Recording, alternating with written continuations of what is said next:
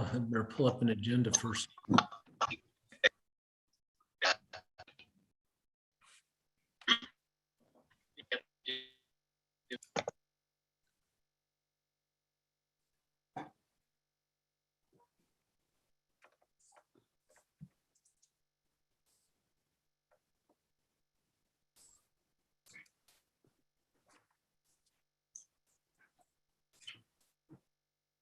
All right, Vice Chair, we are live. Okay. Welcome to the November 4th meeting of the Planning Commission for the City of Santa Fe.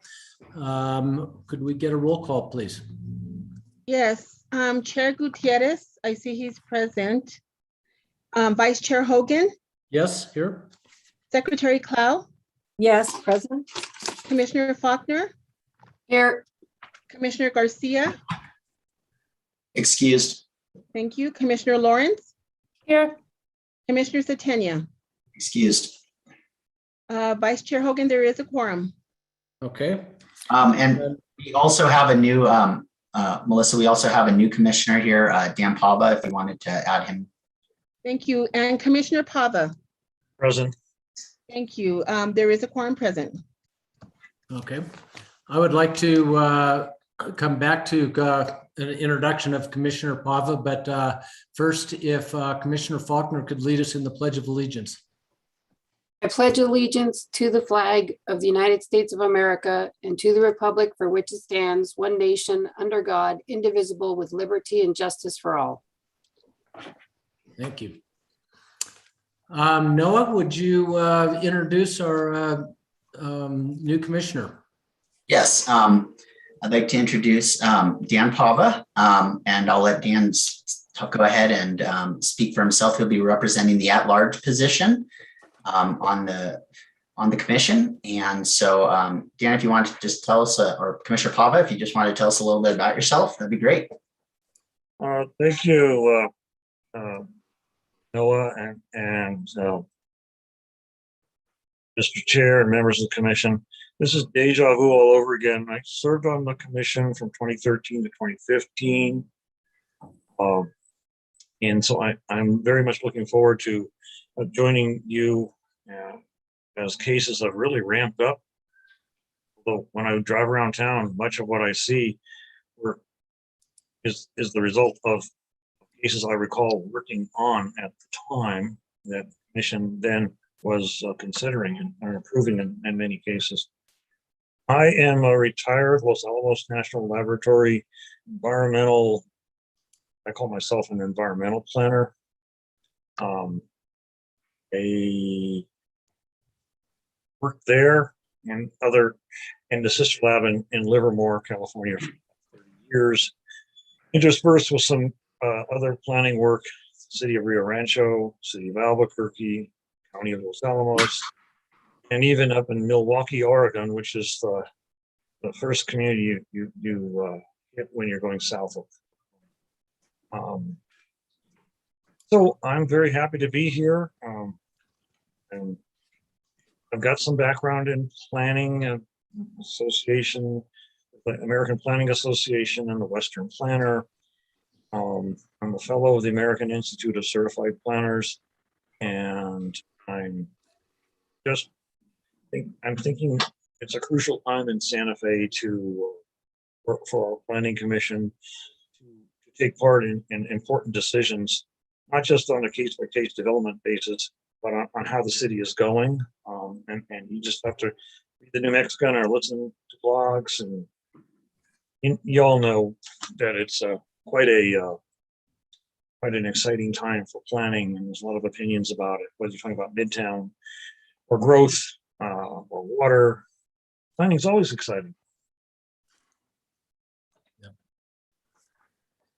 Well, thank you, Mr. Pava. We're glad to have you with us, and appreciate your experience that you're going to bring to the table. We'll go to approval of the agenda, but I also just wanted to say that if Chair Gutierrez gets connection at any point in time and wants to take back over, just let me know. Anyway, Next item is the approval of the agenda. Does staff have any changes? Mr. Chair, staff has no changes right now. Okay, any changes from the commission? Commissioner Faulkner to approve. Second, Commissioner Lawrence. Okay, we have a first and a second. Approve. We have a roll call, please. Yes, Commissioner Clow, yes, Commissioner Faulkner, Yes. Commissioner Lawrence, Yes. Commissioner Pava, I'd like to abstain since I was not present, and did not have a basis. okay. And Vice Chair Hogan, will you be voting on these items? I don't think I need to vote unless it comes down to a tie or something.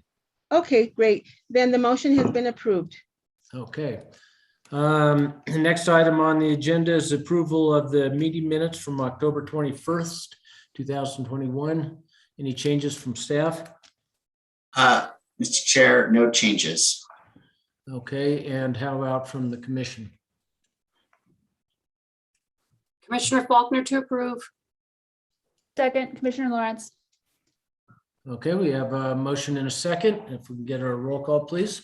Yes, Commissioner Clow, yes, Commissioner Faulkner, Yes. Commissioner Lawrence, Yes. Commissioner Pava. I'll abstain. Thank you. The motion has been approved. Okay. Let's see, next item on the agenda. Sorry, I'm having trouble getting my agenda back up. Noah, do you have your? Yes. Question handy? Yes, Chair. The next item is E, approval of findings and conclusions. There are none, so I think we go past that. The next item is F, old business. There isn't any, so we move on to item G, new business, number 1. Okay, well, let's go to that then. Thank you, Noah. Is the staff agent present? Lee? Is it? That's me, Donna. Oh, Donna, I'm You're sorry. the first one. Yeah, Yep, okay. okay. Please, if you'd like to introduce it. Hi, everybody. This first case is the Arroyo Oeste Phase 2 subdivision. Good evening, and Chair and Commissioners. It's good to see Commissioner Pava. Known him for a while. Hi there. So this subdivision is comprised of the 2 cases, and they'll be presented concurrently in one single presentation. But you will be voting on each of the 2 cases separately. Actually, just the one, not the lot line adjustment. And those sample motions are laid out in your staff memo. So I'll be brief since you have a lengthy agenda this evening, and since the applicant will be giving a presentation and going into more detail. The first case, 2021-4240, is Tierra Contenta Tract 50A, Arroyo Oeste Phase 2 preliminary subdivision. Orlin Guerrero-Cheese of Design Ingenuity LLC agent representing the Housing Trust owner requests approval of a preliminary subdivision plat for 20 single-family lots. The applicant also requests an innovative road design to allow the removal of the planting strip between defined parking spots and the back of curb. The property is zoned PRC, which is Planned Residential Community. Is tract 50A within Tierra Contenta Phase 2C, and it's approximately 3.21 acres. The second part of this report is the lot line adjustment, which is case number 2021-4241. Just wanted to mention that the applicant requests approval of this lot line adjustment to modify tract boundaries to the Arroyo Oeste Phase 2 preliminary subdivision plat to incorporate some steep slopes into the open space tract and to create deeper lots to accommodate planned house designs. So this report presents both of these applications. The preliminary subdivision plat for the 20 homes, which includes a request for innovative street design, is also includes lot line adjustment, which again is to modify tract boundaries, the external tract boundaries, and to create deeper lots to accommodate the house designs they have, which are going to be very similar to the Oeste subdivision Phase 1, which is further to the south and west. I'll just say southwest. The lot line adjustment is typically an administratively approved case, processed internally without coming before the planning commission. But in this case, the applicant included the lot line adjustment request to show you how they wanted to do a minor adjustment to their tract boundaries, which will actually result in additional land to go towards the open space beyond the subdivision plat boundaries. Staff found that the applicant satisfied the 5 subdivision criteria set forth in 14-3.7. There are some conditions of approval in your report that are primarily terrain management oriented. There's some concerns about drainage. The first and second phase of this Oeste subdivision, Arroyo Oeste subdivision, phase 1 and 2 are draining to the same pond. And I think there's some concerns by our our terrain management staff person who's here this evening, but just wanted to point that out. There's some things that will need to be looked at more closely when we get to the final subdivision plat, but other than that, there's some typical kinds of comments. So the landscape plan will be presented at that time. And let's see. In any case, the applicant has complied with all procedural requirements for subdivision, which is a notice requirements, pre-application, and the early neighborhood notification. I'm going to keep this brief and just say that in conclusion, Planning Commission should approve this case and the request for the innovative street design. There may be some requests on that, some questions on the innovative street design. I believe that the applicant will have a graphic that'll show exactly what that is. It will not be narrowing the street. It will simply be similar to other subdivisions that they've done or that the applicant has done. That it's called an innovative street design, but we are in support of that. So we are recommending that you approve this case. And again, those motions are laid out in your report. I think I'll just leave it at that and I'll stand for questions. Thank you. Anybody have any questions before we go on to the presentation by the applicant? Okay. Would the applicant like to make the presentation, please? Yes, please. Good evening, everyone. My name is Orlin Gadet Ortiz. Orlin, I'll need to swear you in. Yeah. Thank you. Do you swear under the penalty of perjury that the testimony you're about to give is the truth, the whole truth, and nothing but the truth? Yes. Thank you. Please state your name and address for the record. I'm Orlin Gadet Ortiz with Design Ingenuity. We're at 1421 Louisa Street, Suite E. Thank you. Noah, may I be able to share my screen? Yes, it's enabled. Okay. Got a lot of things up, but where is what I'm looking for? We'll just start here. Let's see if I can find it. Okay, so tonight we're talking about the Arroyo Este Phase 2 project. Arroyo Este has 2 other projects on either side of it, both of which I worked on the designs. Arroyo Este Phase 1 is just to the southwest, and that's currently under construction. And then the Vista Serena subdivision, which I worked with HomeWise to design, is pretty much completely built out, and it's just to the northeast of the project. There's a little blow up of the site.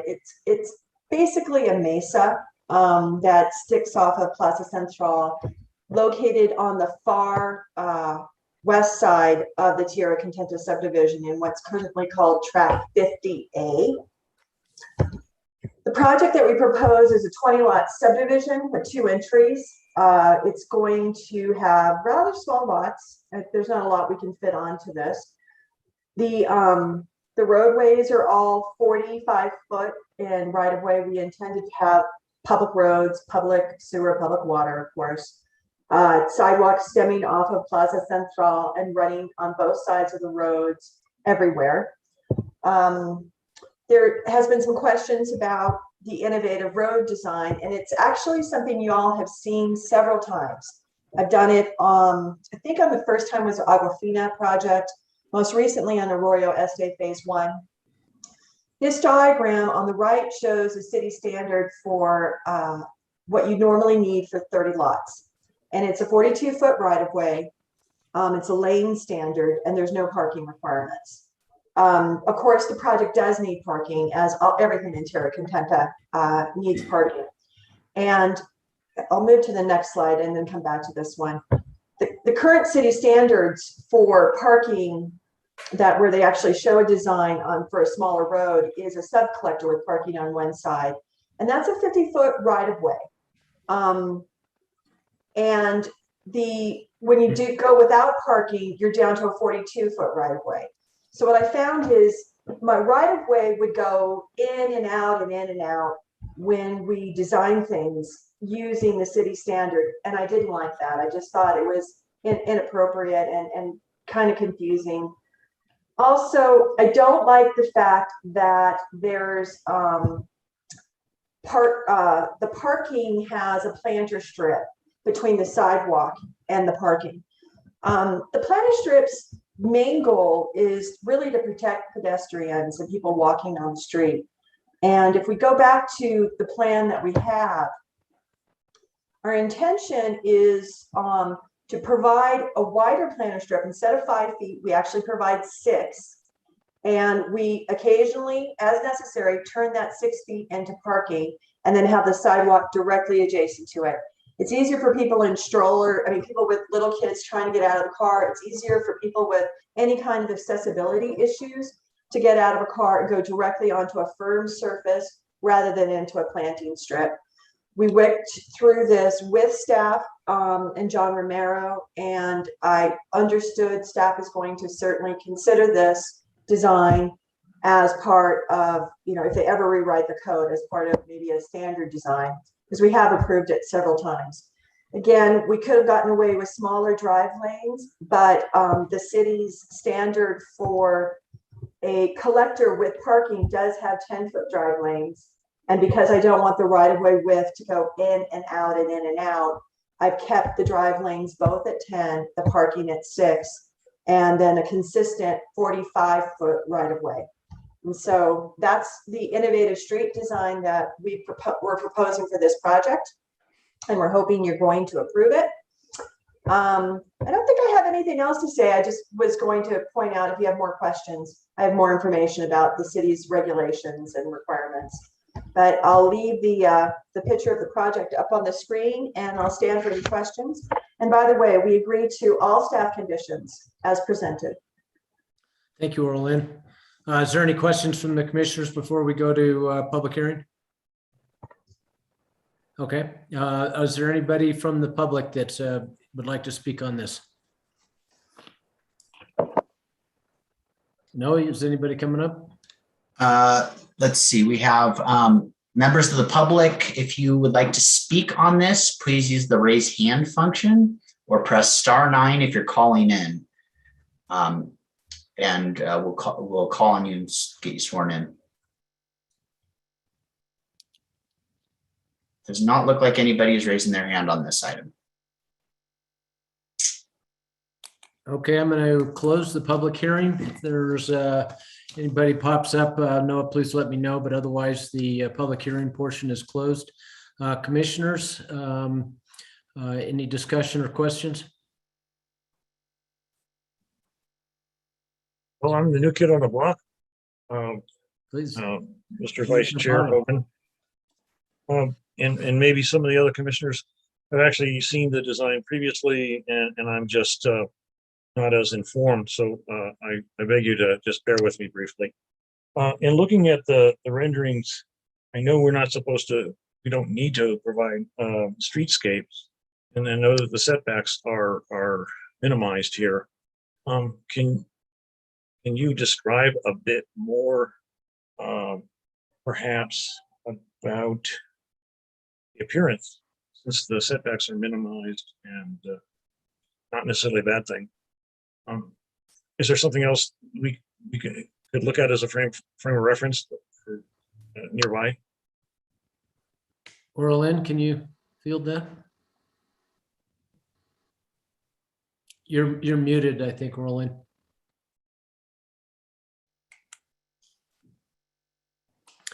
You're still on mute.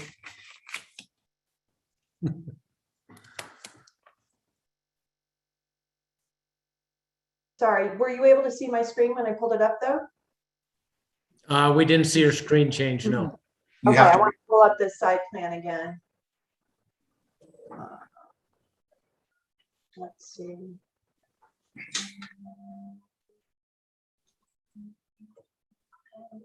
Backwards a little bit.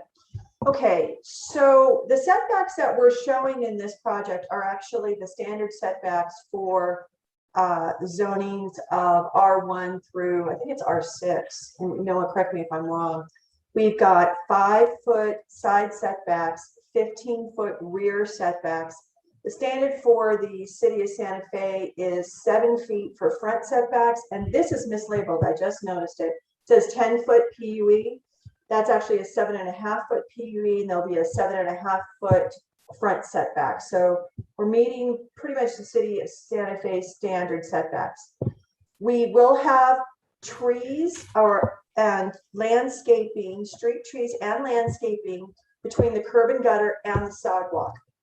And the locations where the sidewalk will be directly against the parking spaces, the trees we'll put behind the sidewalk. So we won't be reducing the amount of trees in any way. We'll just move them onto the lots themselves. In this case, lot 13 and lot 20 will have some trees on their property rather than in the city right of way. So we don't lose anything as far as street trees, width of sidewalk, or have any changes in the setback requirements. We're just eliminating, or we're just bringing the sidewalk adjacent to parking. And that's the one unique thing that's considered innovative under the current design requirements. Did I Okay. answer your question, Commissioner Pava? Yeah, so I was just interested in the appearance of the streetscape, but I guess if I were to look around other similar subdivisions in the vicinity, I'm going to get a pretty good idea of what you can do with this kind of a lot configuration. So yes, you have. I did have other questions, but I can answer those subsequently as I see Commissioner. I don't have your full name.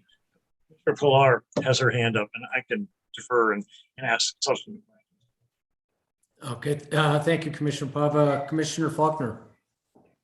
Thank you, Commissioner. A couple of things. One, I like the idea of removing the landscaping only in that if that gets turned over to the city, or if it then becomes something the resident is responsible for, it's just one more place where weeds are going to become a problem. And so, I do recognize that it is hard to get out of your car with landscaping between you and the sidewalk. So I do like that. Are you going to, we're just looking at the innovation traffic. We're going to look at the tracks in a few minutes, the line adjustments. Oh, I could show you that, Commissioner, if you'd like. I've got it on. I mean, I'm just asking because usually we handle it all. If it's the same case, we handle it like even if it's two different cases with the same project. And so I was wondering if we were supposed to wait on that or if you were going to dig into it now. I will dig into it now because I think you're right. I should bring it all up at once. Okay, all right, thank you. Thank you, Commissioner. What you see in front of you is a diagram that indicates in where it's checked, little square boxes, where we're taking open space from the existing open space. And the hashed with the single lines going through it, those are the areas that we're converting into open space. And the reason we request these changes is one, it was just an unusually shaped lot to begin with.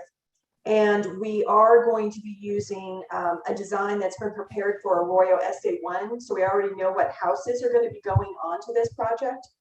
And we were trying to fit those houses on this track and get as much lots as we could out of it, frankly. And so that's why we wanted to modify things around a little bit. and just square things up. And so their lots are not kind of unusually shaped. But the net result is about 4,000 square feet is going into open space, and about 2,000 is being taken out of open space. So it's a net gain of open space. And that's what the proposal is for the lot line adjustment. Thank you. Commissioner Faulkner, did that answer your question? Yes, it did. Thank you. Thank you. Is there any other, are there any other questions from commissioners? There's 3 motions required for this. So if we're ready for motion, I think the first one, if you like, I can, first one is approve or deny the preliminary subdivision plat. And then we move on to we have to approve the innovative streetscape standards and then the findings of fact. So.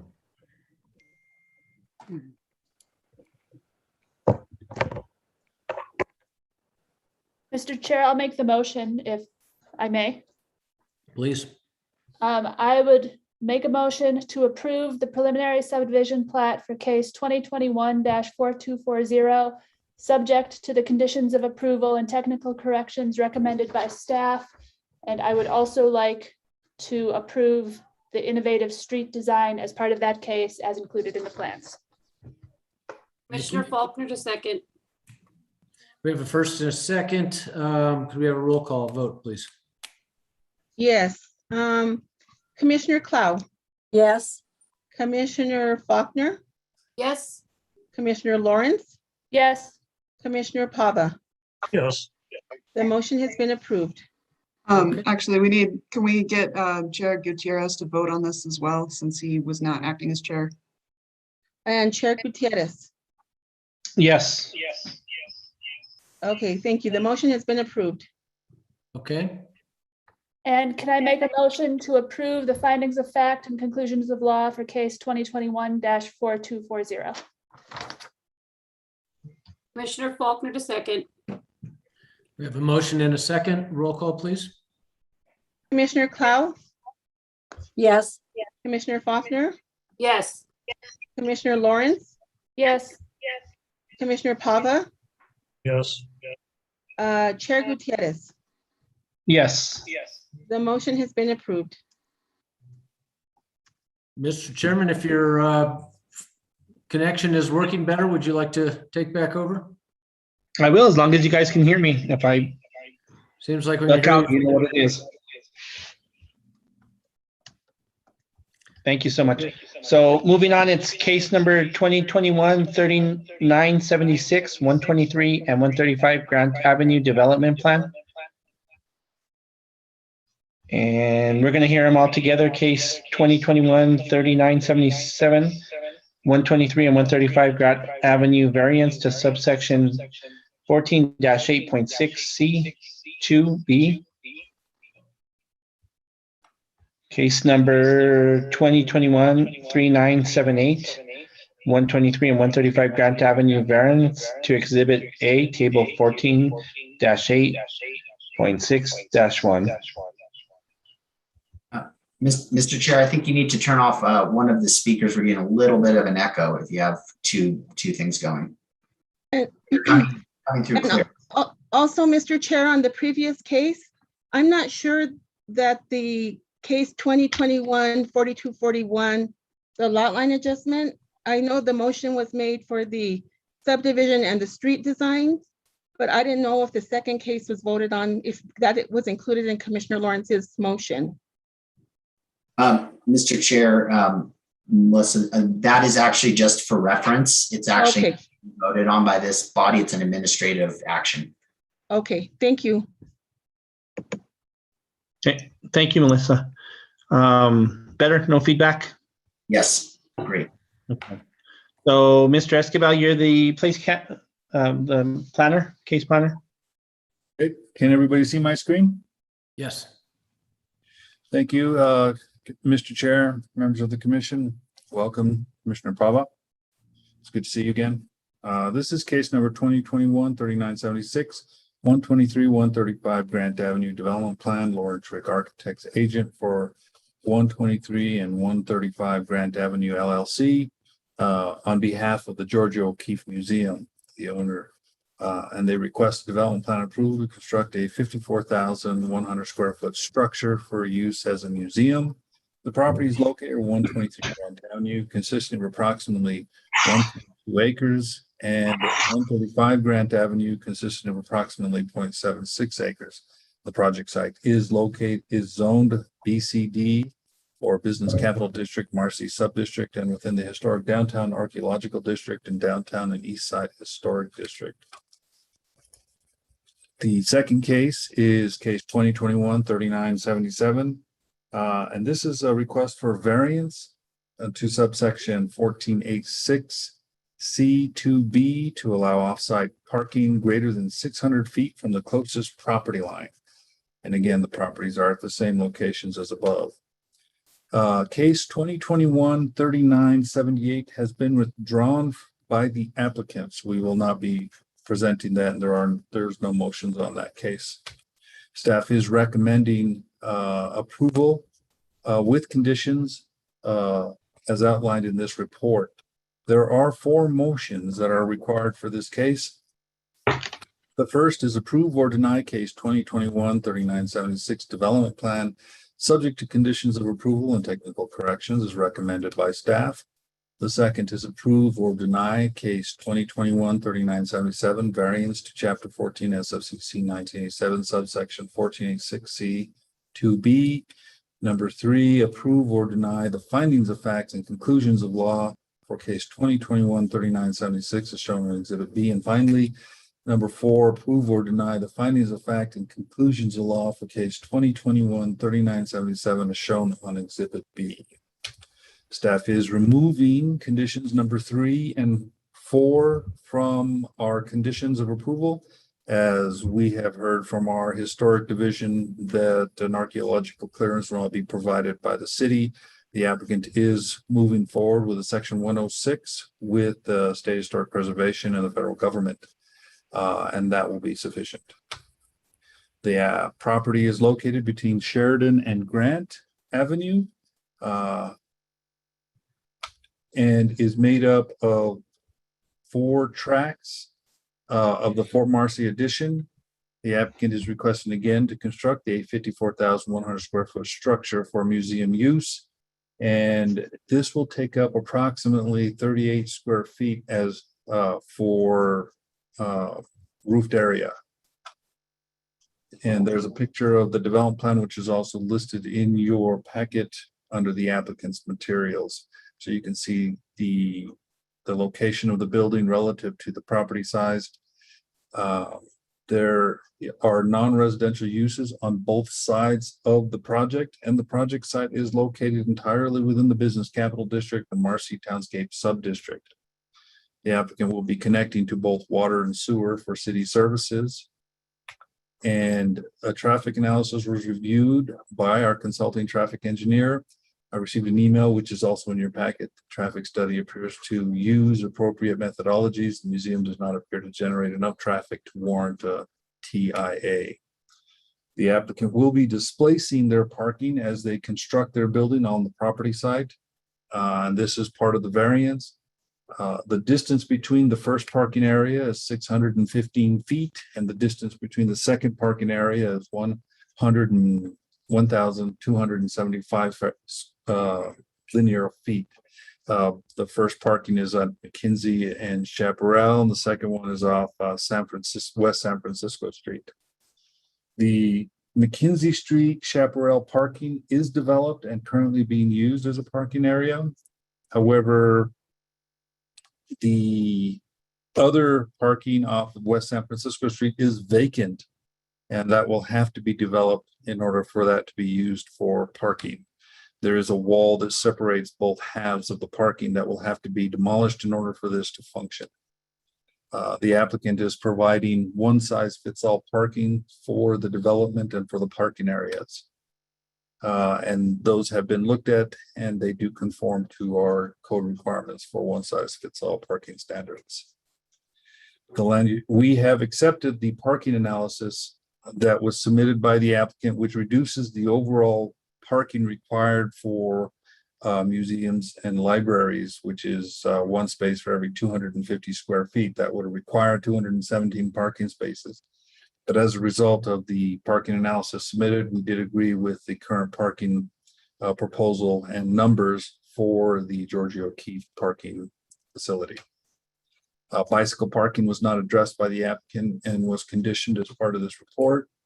The project is backing up against Sheridan, which is slated for an upgrade for the transit center. This will include new paving, bus lanes, curbing, bus shelters, a wider sidewalk, street trees, and new lighting. The applicant has been in coordination with our department in order to make sure that everything is going to work with this project at the upgrades.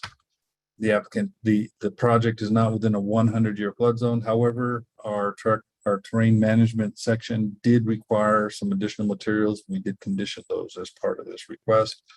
The applicant did not provide enough lighting information, so they will have to provide that as part of the development plan. And again, that was also conditioned as part of this report.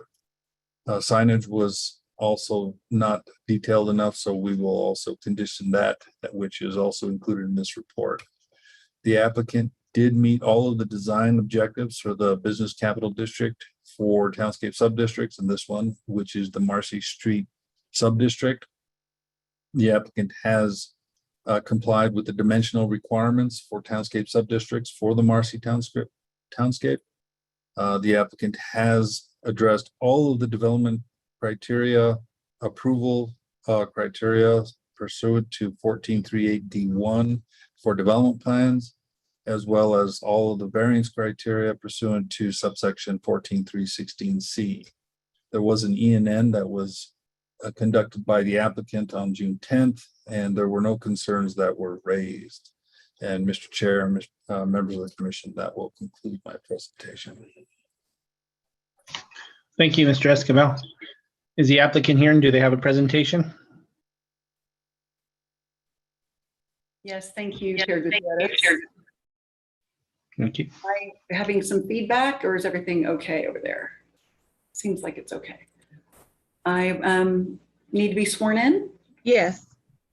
Do you swear under the penalty of perjury that the testimony you're about to give is the truth, the whole truth, and nothing but the truth? I do. Thank you. Please state your name and address for the record. My name is Jennifer Jenkins. I'm at 130 Grant Avenue, Suite 101 in Santa Fe.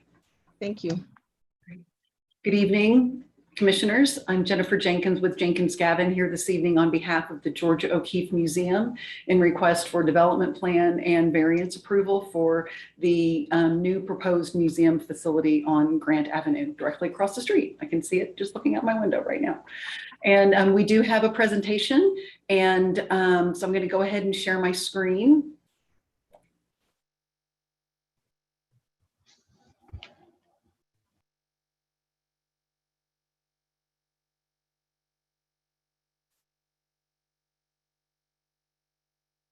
So as I mentioned, we are here this evening and really excited about this project. It's such a unique and special opportunity for not only the downtown, but our community as a whole.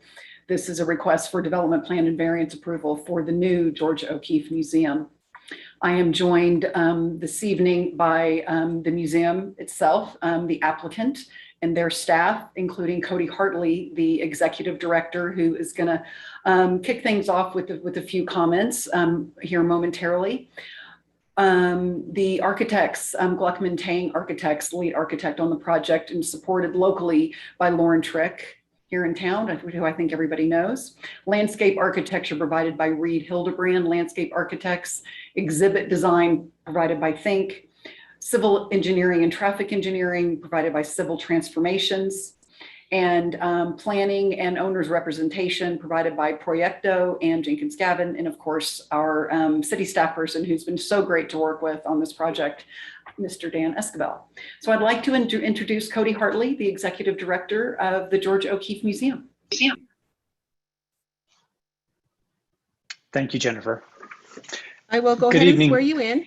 Hi. Go ahead. Do you swear under the penalty of perjury that the testimony you're about to give is the truth, the whole truth, and nothing but the truth? I do. Thank you. Please state your name and address for the record. Cody Hartley, 217 Johnson Street. Thank you. Thank you. Good evening, Chair and Commissioners. I am Cody Hartley, Director of the George O'Keeffe Museum. Let me start by thanking the Commissioners, the City staff, and the public for this opportunity to present our project. Next summer, the George O'Keeffe Museum will celebrate 25 years. The museum has experienced immense popularity and visitation since opening in 1997, exceeding all expectations. We greet over 170,000 visitors a year. The small existing facility on Johnson Street is virtually always filled, often to its full legal capacity. The O'Keeffe has a ratio of visitors to building square footage that is almost unheard of for museums. While we are among the most visited accredited art museums in the country, and certainly in the state of New Mexico, our gallery size, currently at 5,000 square feet, is among the smallest in the country. Consequently, the present facility is bursting at the seams and is severely limited in its ability to meet the expectations and needs of our visitors. Our collections have also grown. When we opened, we barely had enough artwork to fill our walls. In 1997, our collection contained just 94 works by George O'Keeffe and 24 works by other artists for a total of 118 objects. Today, we care for more than 7,000 objects, including more than 1,000 paintings, drawings, watercolors, and photographs by George O'Keeffe, plus thousands of her personal belongings, the rocks, shells, and bones she collected, the clothing she wore, her brushes, paints, and art materials. In addition, we've built a significant archive and a library of more than 10,000 volumes. We struggle to properly store and care for our continually growing collection. But perhaps most importantly, our current facilities prevent us from meeting our obligations to the community. While our educational programs serve thousands of students and adults alike, despite the lack of proper classroom facilities and educational spaces, imagine what we could do with a dedicated classroom and multi-purpose space, generous galleries, and outdoor spaces suited to public programs. With a safe and accessible bus loading zone, we'll be able to welcome our school tours without having to lead classes of children across a busy street. We are proposing to build a facility that has the capacity to welcome every school child in Santa Fe on an annual basis, up from the roughly 10% we're able to accommodate today. The museum will greatly expand educational and community programming, utilizing indoor and outdoor spaces to create a hub for community engagement and interaction. As you can see in our plans, the project includes significant green space that is designed to be welcome and open, creating a new civic garden in the heart of downtown Santa Fe. We are transforming a space previously considered exclusive, elite, and private into a space that is welcoming, accessible, and public. We are centering New Mexico, the peoples and cultures, rich history and landscape, in how we present our stories, and also rededicating ourselves to serving the needs of local audience as well as our tourists. We recognize our opportunity and obligation as a driver for the downtown economy and for regional tourism. To ensure that the new museum reflects the values and needs of the community, we have undertaken a robust and ongoing approach to public engagement. We've also called upon donors from across the nation to fund this project. And the new O'Keeffe has received support from the National Endowment for the Humanities in recognition of the significance of O'Keeffe and her place in New Mexico. This is the most ambitious and substantial project ever undertaken by the O'Keeffe Museum, and we are dedicated to working with our neighbors and the community to create something of which we can all be proud. Our vision is to create a new George O'Keeffe Museum that meets the needs of our community and our visitors, that is a facility worthy of New Mexico, worthy of Santa Fe, and worthy of the legacy of George O'Keeffe. Thank you. Thank you, Cody. I'm going to go ahead and share my screen again, and we'll jump into the presentation.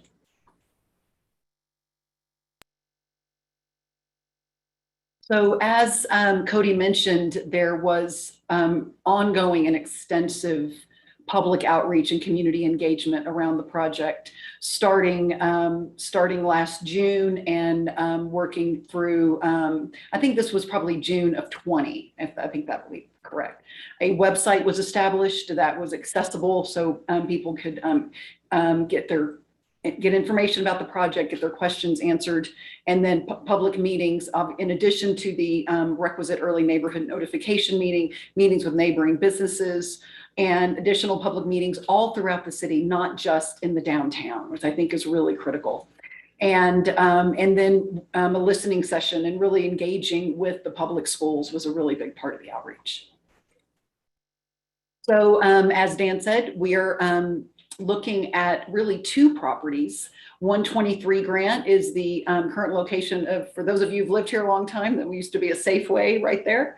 And then next door is the Berger House, which is the current location of the O'Keefe Archives and Research Center and Library. So although we are proposing no modifications to the Berger House, we are doing landscape modifications and site modifications in order to really connect the two facilities, really creating a cohesive campus on the property that really stretches from Marcy Street and from Sheridan over to Grant Avenue. So zooming in, as Dan said, the property is in the Marcy Street subdistrict of the BCD, the Business Capital District. And it is also located in the downtown and east side historic district. We have already conducted a preliminary design review with the Historic Districts Review Board and got really positive feedback. And it was the design was incredibly well received. Once we are through the development plan process with this body, then we will pivot and go back to the Historic Districts Review Board for final design approval. So this is the existing conditions today. This is, as you can see, it's kind of it feels very suburban right here, right? So we have a big grocery store with a big parking lot in the front. And it's always been a bit of an anomaly in the downtown. I remember shopping in the Safeway when I first moved to Santa Fe a very long time ago. And the interesting thing about this is this site is non-compliant with current design regulations of the Business Capital District. So this is non-conforming. And so we are really correcting an existing non-conformity in the downtown. And you can see the adjacent research center right here. And then of course the Grant Avenue is really our front door. But this is not a one-sided building in terms of only having one public face. And that was really intentional. And we're going to talk about that a little bit more. So this is the site plan. So again, we have Grant Avenue here on the west. We have Marcy Street to the north and Sheridan to the east, and an existing public alleyway on the south side of the site. And so really, this is more or less a three-sided building in terms of its public face and how it interacts with the community. And really paying really important and special attention to how we interact with Sheridan Street. Sheridan kind of feels like the back of house for the entire downtown. It's not very pleasant. It's not pleasant for the bus ridership. It's not a pleasant pedestrian experience. And in recognition of that, the city has developed plans to completely redevelop and improve the Sheridan Transit Center. And so we have, in terms of how we are relating to Sheridan, really studied those plans carefully, have had interactions with Public Works regarding their plans and really wanting to enhance that experience. And so we have our setback here for the building is almost 18.5 feet, when currently today, you know, the back of the old Safeway is right up against the property line. So it's really about, you know, really activating this area in terms of a multimodal experience, whether it's a vehicle, ridership, or pedestrians. And then, you know, really the heart of this project is the 45% of this site being preserved as open space. Today, there's no open space at 123 Grant. And so we are really connecting to the existing, there's lovely outdoor space adjacent to the research center, and really opening this up and connecting and creating connectivity between the research center and the museum. Our, you know, really our front door is on Grant Avenue, and then also have entrance on the north side of the museum itself. So zooming in just a little bit more, what is so special about this is this, as Cody said, this is a public realm. This is a space of landscaping and fruit trees and preservation of all the beautiful existing trees that are there, and really creating this open connection between Grant and Sheridan. So I think that this project is really going to transform the experience of Sheridan Street, and definitely transform the experience for the bus ridership. And this is about opening the museum and its grounds to the community and to the public in a really dynamic way. A lot of the gardens here evoke the gardens of George O'Keeffe's home in Abiquiu, and really trying to replicate that and provide that experience for the visitor. The landscape is, again, indicative of the of drought tolerant, natural, native landscaping in northern New Mexico. And we're actually reducing some of the existing lawn area that is adjacent to the research center, and employing more water sensitive methods. We are collecting stormwater in cisterns in order to support irrigation, and really taking a very water-wise approach. We are widening the sidewalk and widening the planting strip along Grant Avenue. We are supplementing with additional street trees. So this is really about, it's not just about this museum, but this is about how does this museum relate to its surroundings, and how do we enhance the public realm. So just a few things on the site design. Like I said, creating publicly accessible outdoor space. As I said, the site, 45% of the site's being dedicated to beautifully landscaped open space to support outdoor education, events, and public gatherings. Protecting the existing vegetation, linking and creating that open space and pedestrian link between Grant and Sheridan, and really improving the streetscapes along Grant as well as along Sheridan, and of course, harvesting our rainwater. And the building design, which we're going to get to here momentarily, is was inspired by traditional northern New Mexico architecture, also inspired by the O'Keeffe home in Abiquiu. We're talking about wall-dominated, solid volumes, minimizing exterior glazing, and varying the parapet heights. And so let's, so we'll get a chance to look at the building here in a minute. So the two sites together total just under 2 acres, but the parcel where the museum will be located is just about 1.2 acres. And the museum is about 55,000, a little over 55,000 square feet, but the footprint on the ground is a little over 31,000 square feet for just under 60% lot coverage. In the BCD Marcy subdistrict, there is a requirement for 10% open space along Grant. And that is one of the key reasons why the existing improvements are non-conforming and they do not comply with this requirement. And then 25% open space overall. We are providing 13.6% open space along Grant and over 45% overall, when today there is currently 0%. And then our maximum allowable height per the Historic Preservation Office is 34 feet 8 inches. And the building, it is a single story building, but at a height of 33.8. And we also have a partial basement element of the building to accommodate the care and curation and preservation of the collection of the O'Keeffe collection. So this is the current view if you are traveling east on Johnson, heading towards Grant. So off to the right is the county courthouse building and Palace Avenue. And off to the left, you'd be turning left here and heading north on Grant. So this is the current view. You can see the big field of parking in the front and the buildings, the existing building sitting in the rear. And this will be the view once we're done. You can see, I mean, there's really no comparison.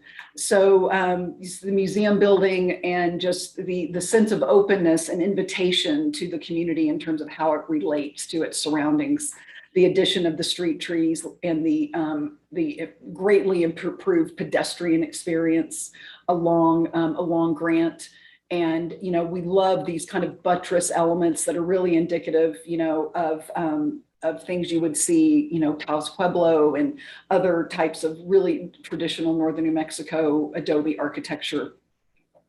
And this is the existing crosswalk that's already there that serves the crossing on Grant. So this is currently the view if you're on Grant. And so here's the research center right here. So you're looking towards, and you can see the office building or the old Safeway building here in the rear. And this is, you know, a really nice landscaped area that we, again, are creating an enlarged shared landscaped area for these, you know, outdoor civic gardens. And again, reducing some of the lawn area as well. And this is what it's going to look like afterward. So you can see we have introduced a lot more native drought tolerant landscaping in terms of the ground cover and the shrubs.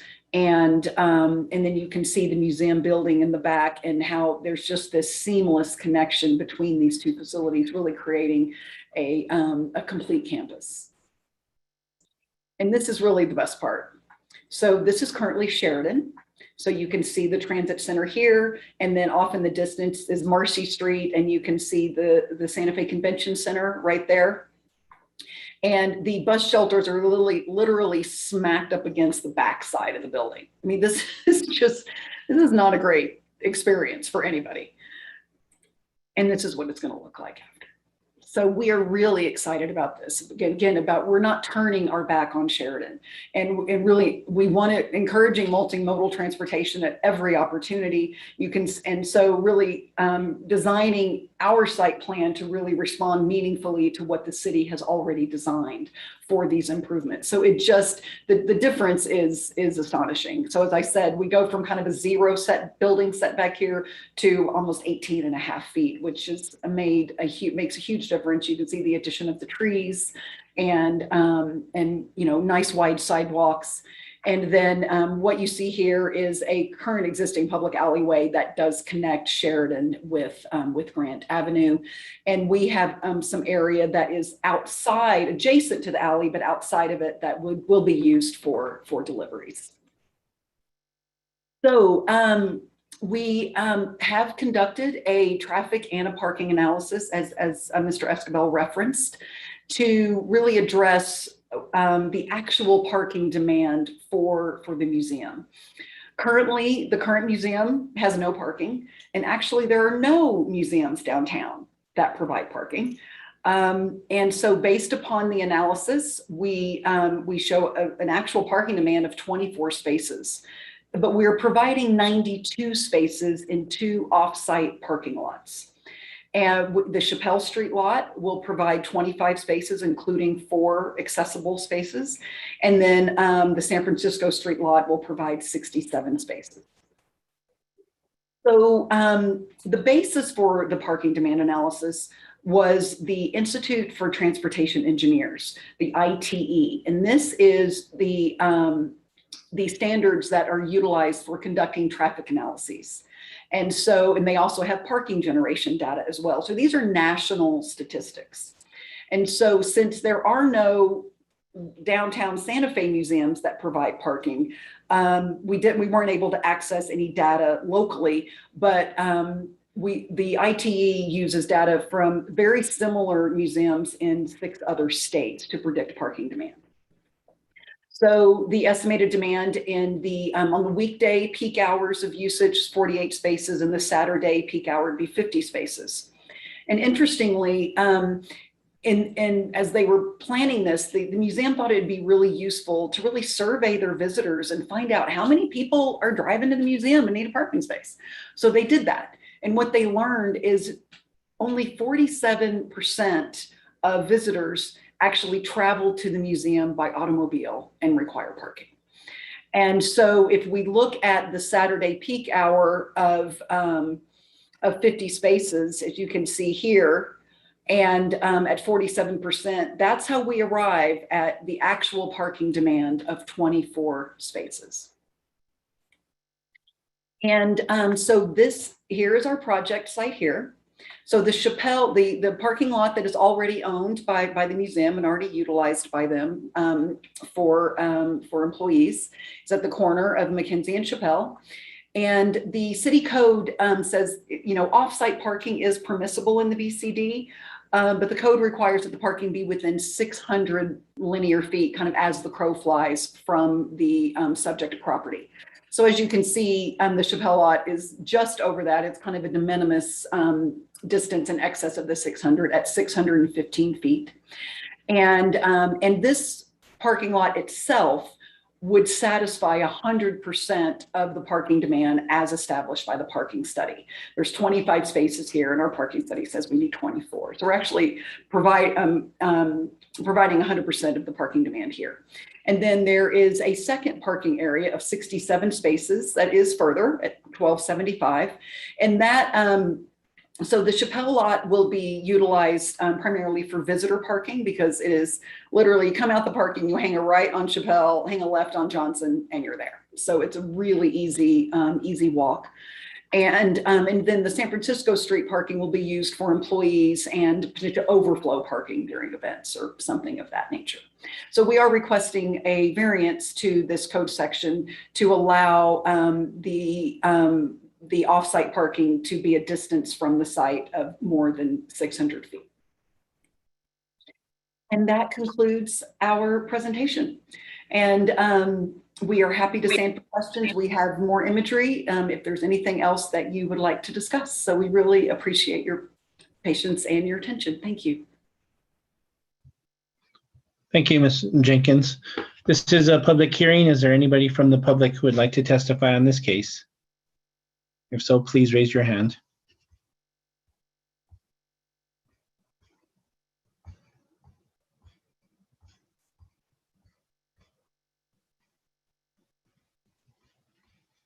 I see there's also 2 phone call-in listeners. If you want to testify on this case, *9 will get you in.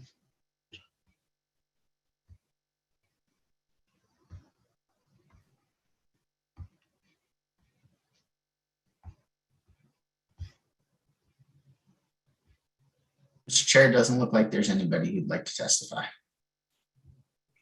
Okay. I'll close the public portion of the hearing and turn it over to the commissioner. Vice Chair Hogan. Thank you, Mr. Chairman. I'm sort of surprised there's not more public activity on this, given the kind of monumental importance of this proposal. I would think that I want to congratulate Mr. Hartley. I think he just really did a great job of encapsulating the impact of this project on the community. And I, for one, am quite excited about it. I did have a couple of minor questions and just having to do with the layout. I loved the connections between over to Sheridan. I was a little curious when you come the sort of alleyway, maybe if you could describe, it seems like there's a really nice opportunity to create a pedestrian connection there since it's kind of the continuation of Johnson Street almost. And I don't know if that's just because of the necessary need to have back a house, but it just did seem like a potential missed opportunity for a pedestrian connection. Thank you, Commissioner Hogan and commissioners. So the alley is, it's tight in there. So we really are, in obviously the loading is really critical. And so we honestly, it's not a great, I think it'd be really difficult to make that a nice pedestrian experience. And we have to remember that Palace Avenue is literally like that. There's one building separating you from Palace Avenue. And so we really want to draw, you know, activity, whether or not you're visiting the museum. I mean, I'm going to walk over there and sit down and have my lunch. I mean, it's so lovely. It's going to be so lovely in here. So I hear that, but I think it is really tight and we have neighbors in the building that faces on Palace, who do utilize that alley as well to access some rear parking and things of that nature. So we're really wanting to, it's a public way, a public right of way, but it is fairly narrow. So it felt that it could be a little bit of a conflict to put a pedestrian where there's going to be, trucks and unloading, and it just didn't feel like a good fit. Okay, well, thank you for that explanation. I was just thinking, even paving colors and patterns, just make it a little bit more hospitable. And you've done such a beautiful job addressing up the other three sides. Just came to mind. So understanding the gardens now are going to be open to the public. I'm assuming that's during the normal day. Do you close them at night? I would imagine. Yes, that is correct, Commissioner. Yep. Okay. Well, I won't take any more time, but I think it's a great project. Thank you. Great. Thank you. Thank you, Vice Chair Horgan. Commissioner Pava. Thank you. I'm going to lower my hand here. Better now. I think this is a huge improvement. Although I think perhaps a plaque should be placed here, because in Santa Fe we talked about where something used to be. So I'm wondering if you might have a plaque with a picture of the old Safeway. No, just kidding. I'll be serious. Ms. Jenkins, can you take the screen share down, please? I'm sorry, Sure. Commissioner Pava. Thank Sorry? you. Go ahead. The cottonwood that we all know about, the humongous cottonwood that's pretty much in front of 135 gram that you can probably see out your window, Ms. Jenkins. Is that tree susceptible during the construction? Is that tree at all susceptible to damage or other detriment? Will there be any special? Is there anything special required to go out of our way to make sure that tree is kept on the street? Sure. Thank you, Commissioner Pava and Commissioners Chair Gutierrez. So we will be taking great pains during construction, and the construction activities, for the building itself are not going to kind of bleed to the north towards the research center. And so, really that type of work is limited to landscaping improvements and some, modification of some fencing and things of that nature. So great efforts are going to be made to protect the trees and make sure there is no impact. So we will, our landscape architects are going to be very involved in how the construction staging happens and how the work is implemented in order to ensure preservation. Because there's, like I said, a big effort around the whole landscape plan was the preservation of the existing vegetation. All right, thank you. Following question is also about landscaping.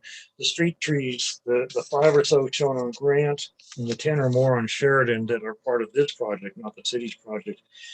Do you have any idea what the species palette is going to be for those trees, or is that something staff will take care of? I can look it up.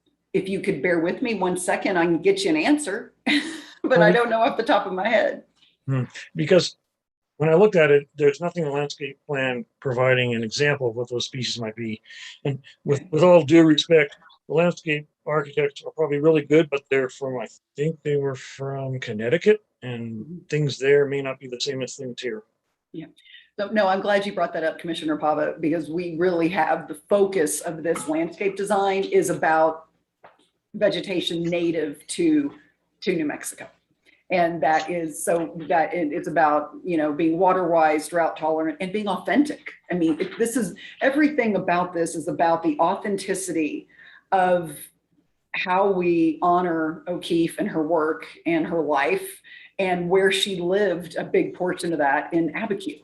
And so everything that we do here is really indicative of that.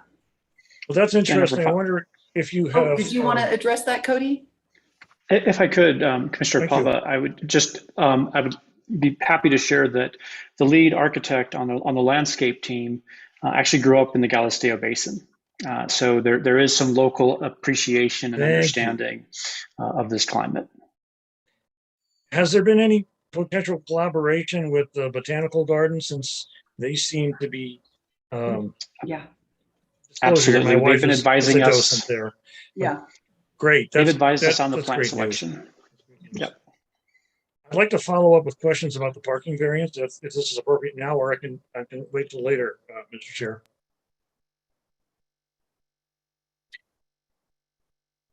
You have the floor, Commissioner Pava. Go ahead. Thank you, fellow commissioners, just to bear with me.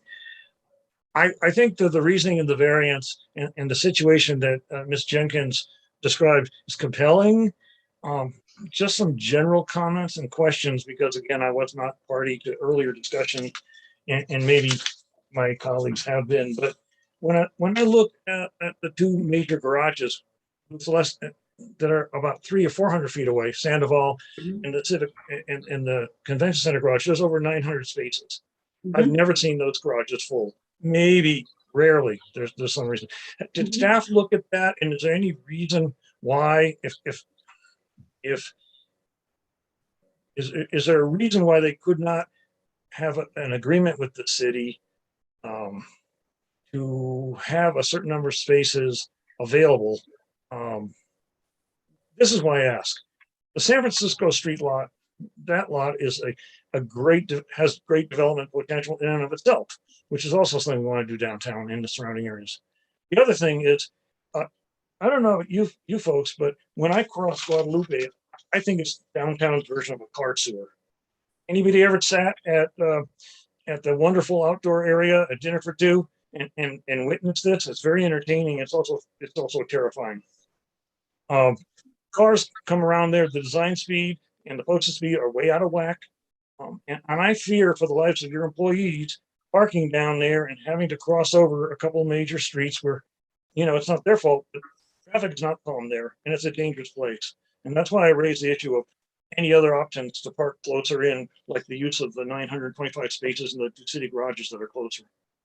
Thank you, Commissioner Pava, commissioners. So we did pursue leased parking at the convention center as well as the San Francisco Street lot, and we were told that there were no long-term leases available.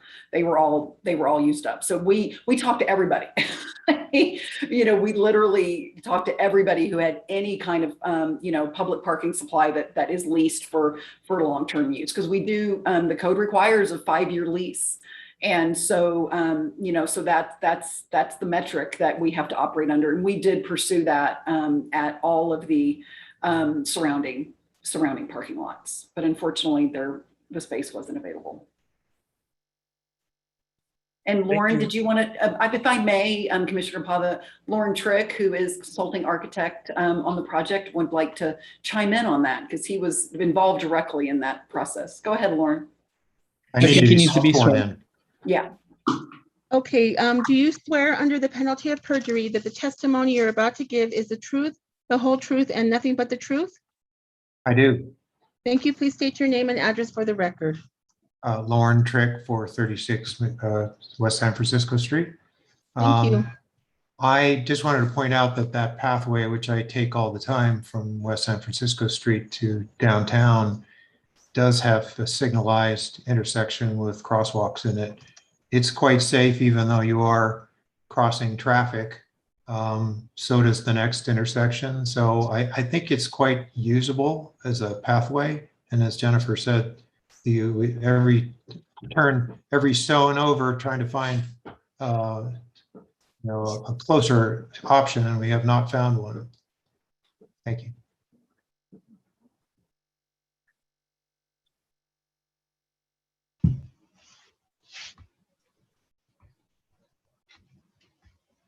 Thank you. Commissioner Pava, you with us? Thank you, Mr. Trick. Nice to see you. You too. I still think it's an issue, but I think that's why we have the variance, and for the record, what staff is stating in the staff report, I would support that. Just to me, it begged the question, and you fully explained that you have turned over all the rocks. Thank you. Thank you. Commissioner Faulkner. I think this is a really nice project. I like the, what you've done with the outdoor space. And I think I just want to commend you on the project. I think it's a lovely project. Thank you.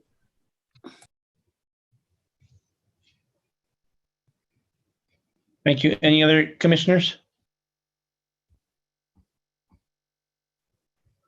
Vice Chair Hogan. Thank you, Mr. Chair. I'd like to move approval of case number 2021-3976, development plan subject to the conditions of approval and technical corrections recommended by staff. Commissioner Klaus seconds. Okay, we have a motion and a second. Any discussion? My apologies. I need to raise my hand. Sorry. I would like to just confirm with Mr. Escabel, there were a couple of conditions that were being deleted, and I honestly don't recall if that made it into the record when he was making his presentation. It may have, but I'm not remembering. It was conditions number 3 and 4 were supposed to be deleted. Dan, did that get into the record? Yes, it did. Thank you for my apologies. Thank you. Mr. Chair, if I could. Go ahead. Vice Chair Hogan. I'm sorry, Mr. Chair, go ahead. We still haven't voted yet. Okay. Any discussion? I have a couple of questions real quick, just on the parking variance. Ms. Jenkins, on those lots, how are you going to police them? And are those lots completely going to be just parking for the gallery? Thank you, Chair Gutierrez, Commissioners. Yes, both lots are exclusive use of the museum. And we have actually been talking quite a bit internally about how obviously there'll be proper signage that the parking is for the museum only, and that, violators will be towed and all those kind of standard enforcement practices. We're also probably going to be gating the entry to the lots. And for example, if you're visiting the museum and you have your ticket, so you have a little barcode on your ticket that you use, and you put it up against there and the gate opens for you so you can go in.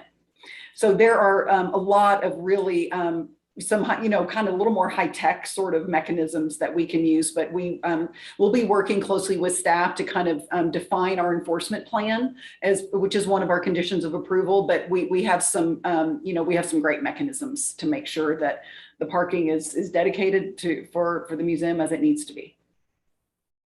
Okay, thank you. And my last question, bus drop-off's going to be where for school children? And right on Grant Avenue. Right on Grant. Do you have a? Yes. Would you like me to show that on the site plan? Would that be helpful? Yes, if you would. Sure. So and please correct me, Lauren, if I'm wrong, but it's right here, right? This is just the on-street parking here, and this is the bus drop-off here. That's correct. Yes, thank you.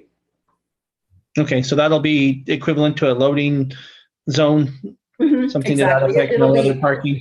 Exactly. Okay, thank you. We have a motion. If we can get a roll call, please.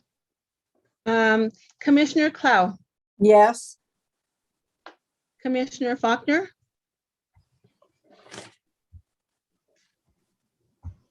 Commissioner Faulkner, is she here? I don't. She's here. She's muted. Sorry, yes. Thank you. Vice Chair Hogan, Yes. Commissioner Lawrence, Yes. Commissioner Pava. Yes. The motion has been approved. Thank you. Vice Chair Hogan. Thank you, Mr. Chair. I'd like to motion approval of case number 2021-3977, the variance to Chapter 14, Santa Fe City Code 1987, subsection 14-8.6 C2B. Commissioner Faulkner to second.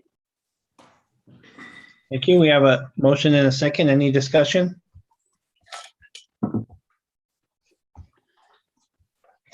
We could have a roll call, please. Commissioner Clow, Yes. Commissioner Faulkner, Yes.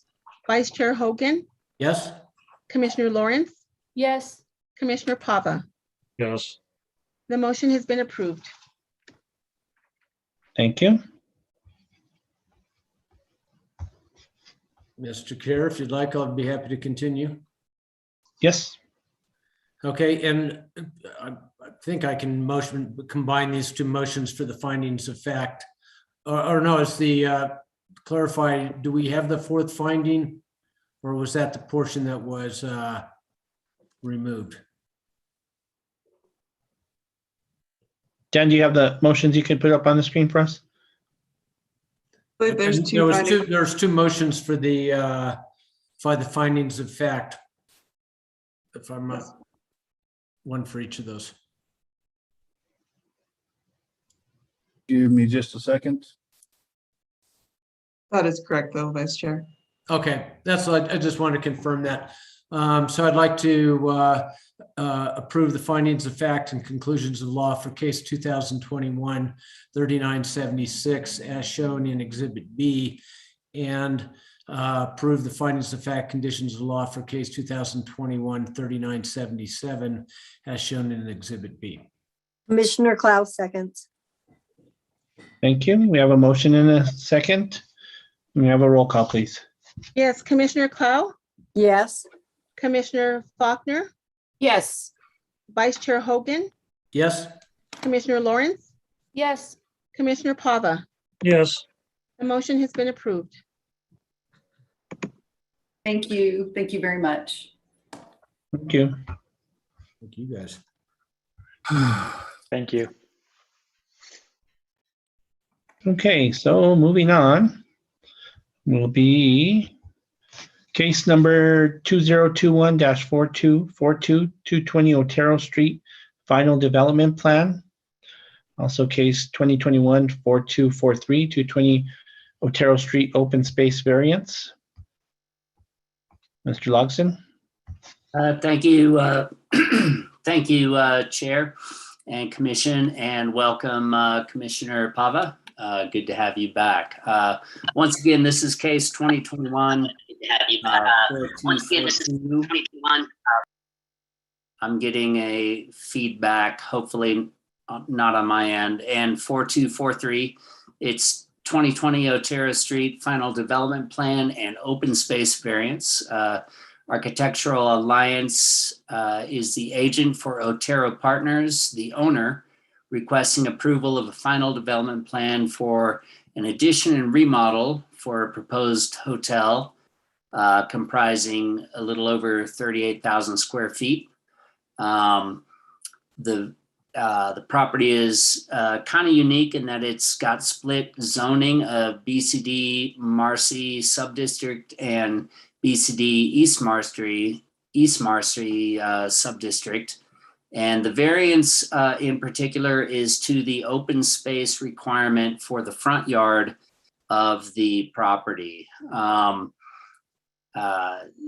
If the commission, I'm going to try and keep my presentation short because I know that the applicant has his own. But if the commission chooses not to grant the variance to the open space requirement, then they would need to not recommend or not approve the development plan.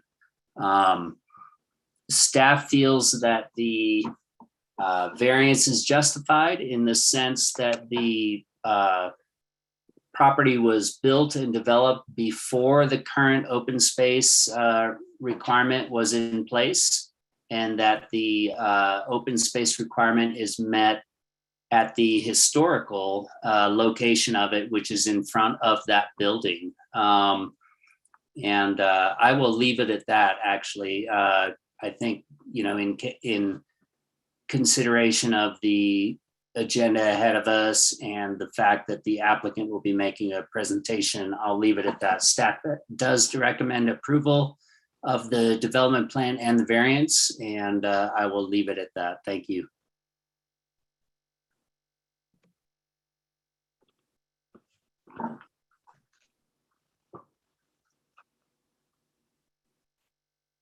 I think I'm supposed to start my presentation. Is that not Okay. correctly? Okay, I will go ahead and swear you in. Do you Yes, thank you. swear under the penalty of perjury that the testimony you're about to give is the truth, the whole truth, and nothing but the truth? I do. Thank you. Please state your name and address for the record. My name is Eric Infield. My address is 612 Old Santa Fe Trail. Thank you. Well, good evening, Chair and Planning Commission members and city staff members. Thank you for this opportunity to present the Washington Inn at 220 Otero for your review. We're asking tonight for the final development plan approval and a variance to the open space standards. I would like to start by a brief history of the site. The site was originally a downtown. We're going to do a share screen so I can pull up the site. The site was originally a downtown residential estate. In the 1950s, the McKee Construction Company purchased the site and raised all the existing structures that were on the site. A new office building and the annex was built in 1953 and occupied by McKee until the late 60s. And the site has been a few things that's been used historically as offices for the construction company. It also was a law firm. It also was a title company. And presently it's rented out as office space. Our proposal in front of you today is to convert both the annex and the main office building. This is the main office building, and this is the annex. This is presently an open parking lot. This is the area in question at the front where there's parking that exists. And this is also the primary entrance into the site and also the fire access entrance. The area of the front yard by the East Side Marcy district, the landscaping and open space is supposed to be at the front yard that is located adjacent to the property line. It just so happens that that is the entrance to our property and provides the needed parking and the fire access to the site. And so what we've asked for is a variance to allow us to do our open space and our front yard requirements in this area right here. We also have other open spaces that we're maintaining, but this is the open space that fronts onto Otero, which is our front street. Our proposal in front of you today is convert these buildings into a 31-unit hotel with the addition of 21,225 square feet of heated area and 3,942 square feet of portals. We are also adding a casita of 994 square feet. We're going to go ahead and show you what our proposed site is. And if you could push that up. And you want to push them through. We have the main building here, which is going to remain freestanding with a small addition that's on the south side. And then we have a small casita that's being built in this area where actually when it was an estate, it used to be a swimming pool. And the annex is where we're adding the square footage on in 2 stories. The building steps along the property lines, and it also presents a facade facing the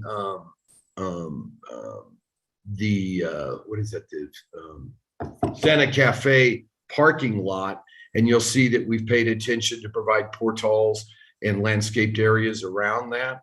The historic entry to the property from Washington Avenue is maintained all the way to the front entrance, as well as the historical development of this front area as an access to the property.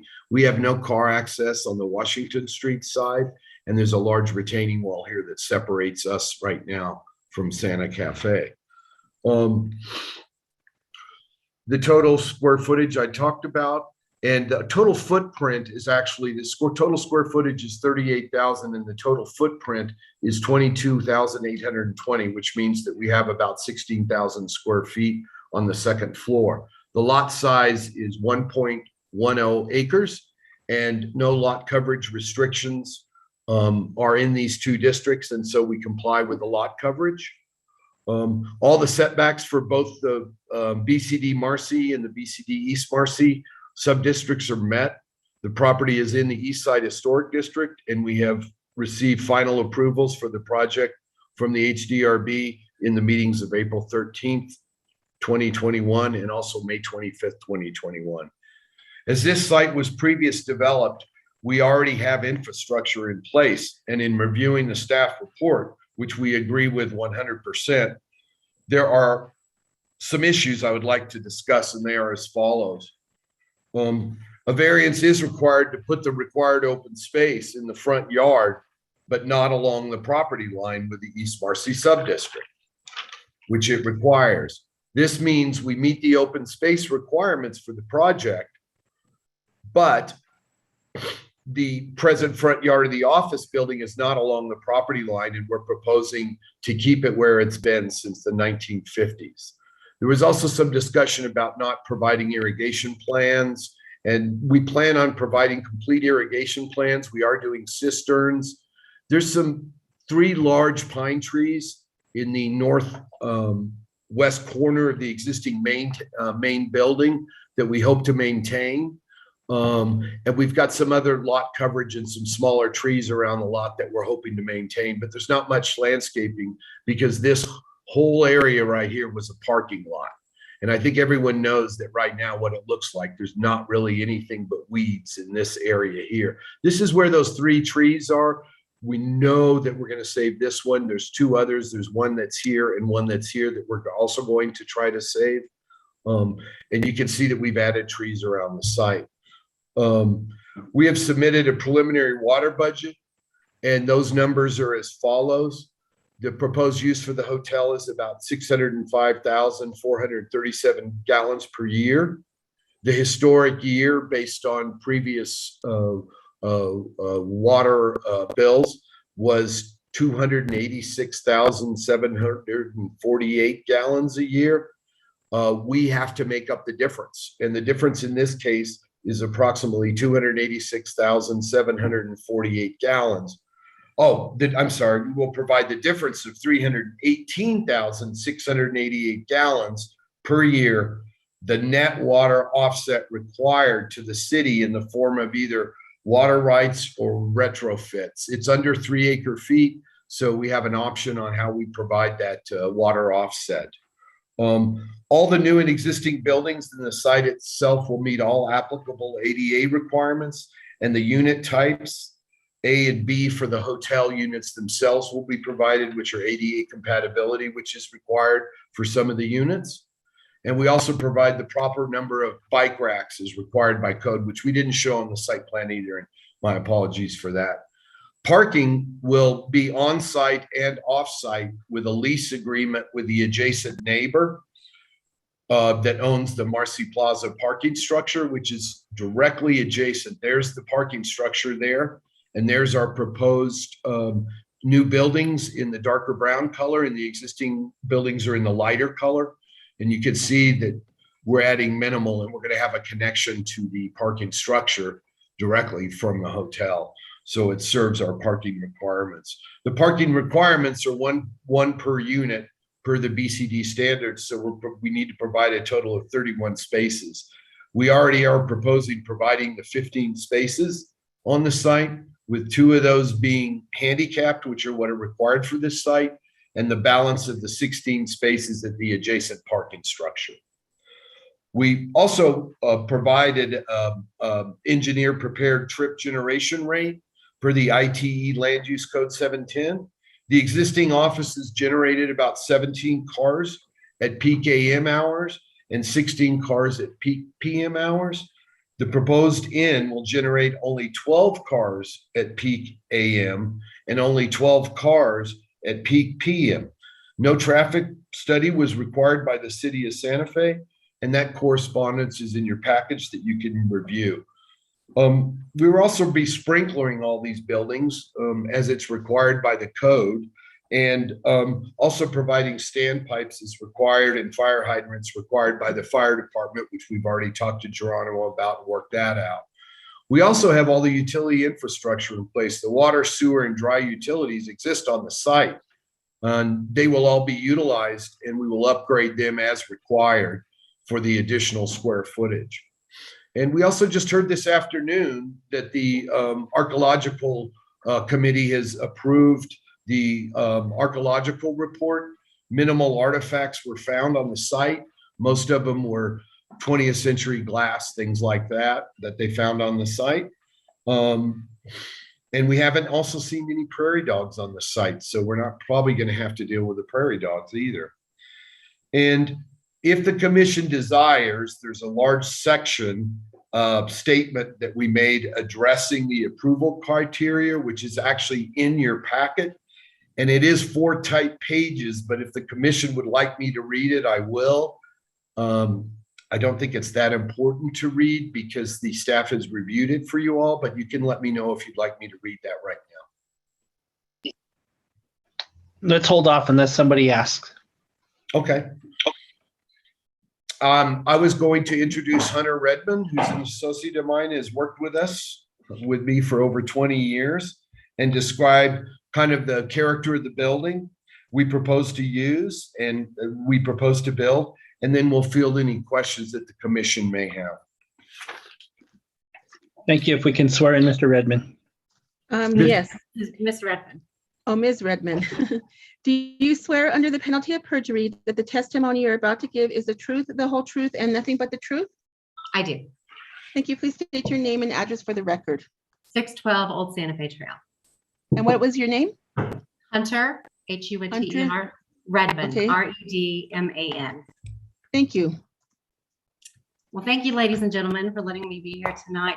I'm really happy to be a part of this presentation as I've been working on this project for 15 years, and starting with the previous owner, working on what would be a good infill for this site, beneficial to the downtown community in terms of tourism, in terms of what the downtown community needs, how it would fit in with massing and scale, and how it would fit in aesthetically. This site is very important and near dear to my heart. The existing main building, this existing historic building here, which I'll go back to the renderings. The existing main building here is interesting. When it was developed in the 1950s, it was actually a very contemporary territorial style building for the time.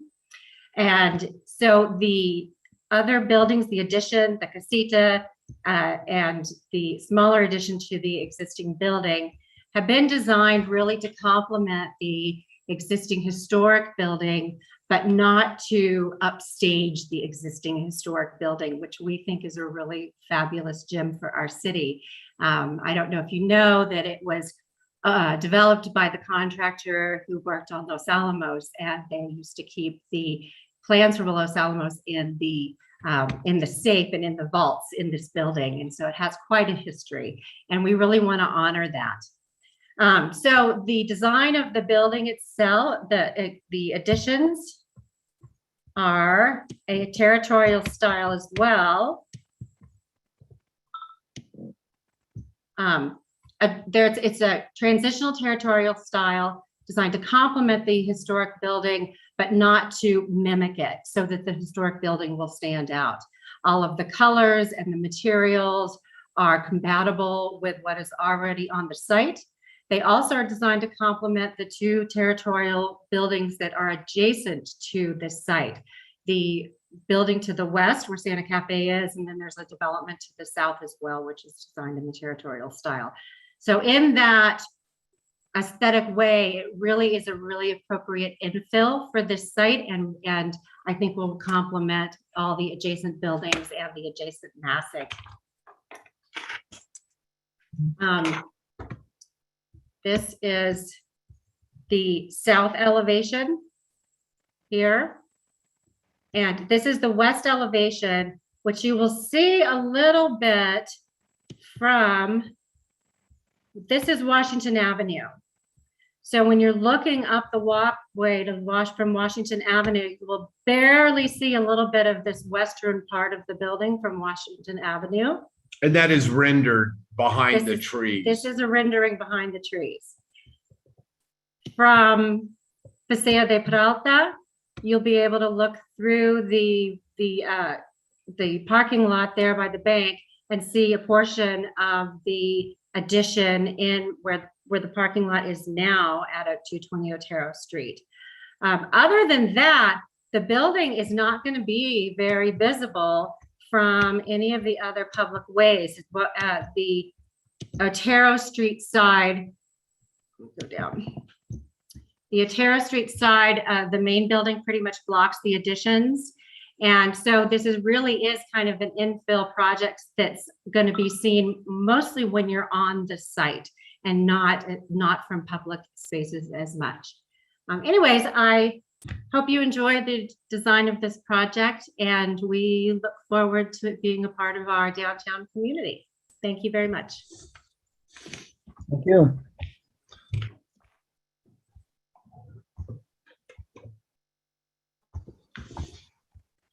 This is a public hearing. Is there anybody here from the public that would like to testify on this? So please raise your hand.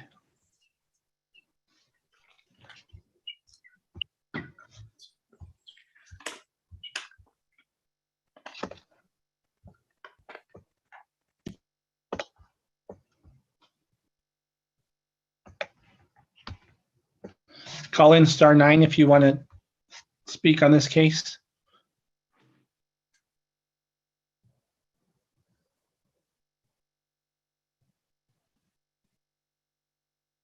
Seeing none, I'll close the public portion of the hearing and turn it over to the commission. Commissioners? Commissioner Pava. Thank you, Mr. Chair. I want to ask if you can better describe the connection between the Marcy garage, which will provide the bulk of your parking, and the site. I'm looking at the site plan and I don't see specific details. There are grade differences, kind of a moat between the garage. Is this going to be a ramp? Is it going to be a dedicated passageway of some kind? Could you further describe it? Are you asking me as the applicant, sir? Yes. Yes. Yeah, I believe so. What we are looking at on the site plan, you can see there was an implication of some stairs going down to the grade of the existing. Well, actually, it shows the grade difference. Do we have something that shows the grade difference now? Not really. But do you see in the far corner? We're looking at tying in with stairs and public sidewalks that would bring you back down to the parking structure level. And our parking spaces would probably be on that lower level and adjacent to the exit out of it, but that exits and services the Marcy Plaza building. But there also is courtyards behind that building that we would serve, hopefully be able to provide pedestrian walking access to the site from there. It may also be done with valet parking. And that's another option that we have. Thank you. That helps clarify, because when I visited the site, looked at it, visualized myself as a guest or a staff member trying to get from the garage there, it was difficult. And so I think there would have to be significant enhancements, which certainly are going to be costly. But I was just wondering how that was going to be done. I'm sure that garage is underutilized. Good use for it. It is.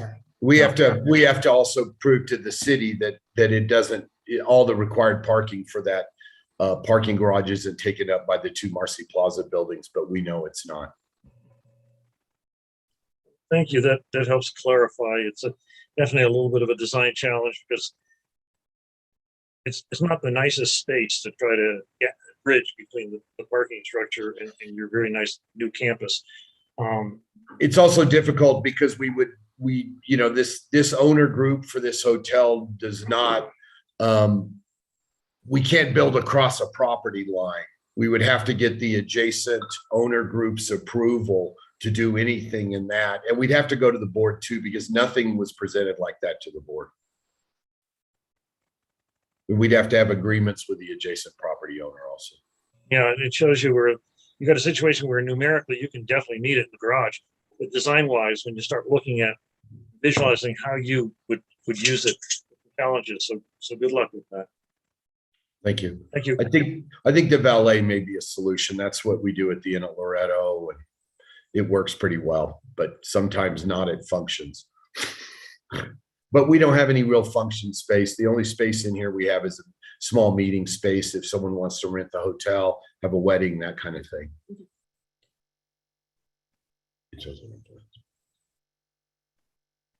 Other questions? Commissioner Pava, you done? Done.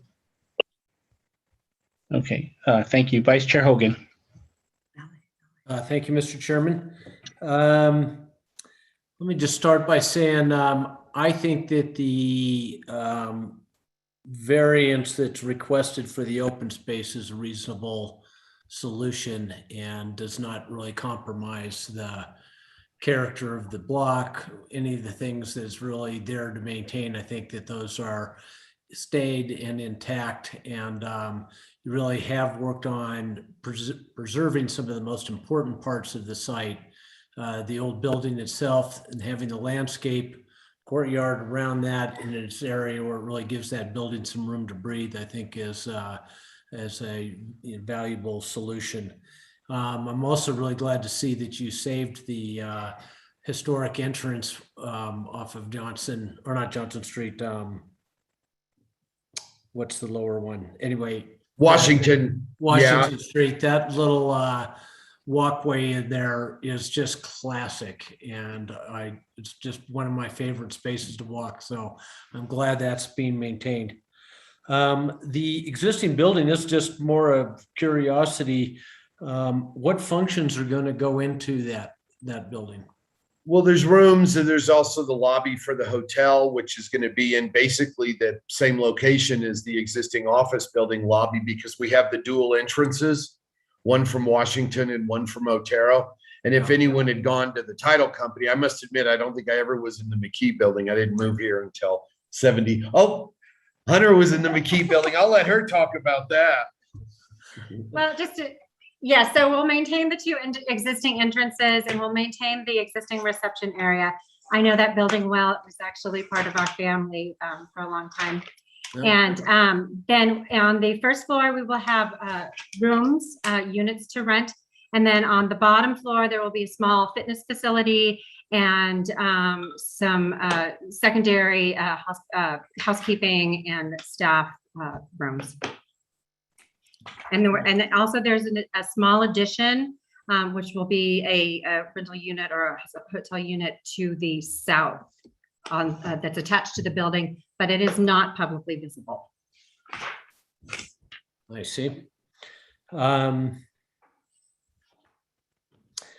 I think since you've already gone through the scrutiny of the H board, it's not necessarily, which I think from a design standpoint, scrutinizes a lot closer on those subject matter than we do. And so if they're happy, I'm happy. So congratulations. I think you did a good job. We were gonna present finishes, and we realized that we didn't need to do that because it's not under your jurisdiction per se. But we are proud of the massing of the building, the maintenance of the pedestrian access, both from Otero and Washington, and that this building will look just like it looked when it was built in 1950 when we're done with it, with minor modifications to use for us. And that was important to Hunter and to all of us, that it still looked like what was there, especially the view down that sidewalk. That's one of my favorite views too. Yeah. Thank you, Mr. Chairman. That's all the questions I had. Thank you. Any other commissioners?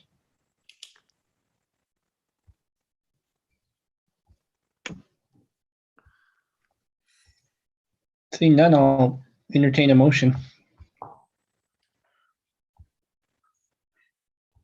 I don't want to do all the talking tonight, Mr. Chairman, but I'm happy to make a motion. I'll take it. I'd like to move to approve the variance in case number 2021-4243. Commissioner Klaus seconds. Thank you. We have a motion and a second. Roll call, please. Commissioner Klaus, Yes. Commissioner Faulkner, Yes. Vice Chair Hogan, Yes. Commissioner Lawrence, Yes. Commissioner Pava. Yes. The motion has been approved. Thank you all so much for your time tonight. Well, we're not done yet, Eric. Oh, I thought you put them all together. That's what I was told. I thought they all came together in a package. Never mind. Please approve it, please.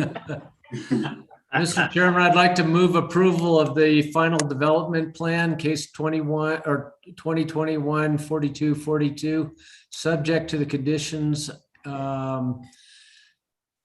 subject of conditions of approval and technical corrections recommended by staff. Commissioner Klaus seconds. Thank you. We have a motion and a second. If we can have a roll call, please. Commissioner Cloud, Yes.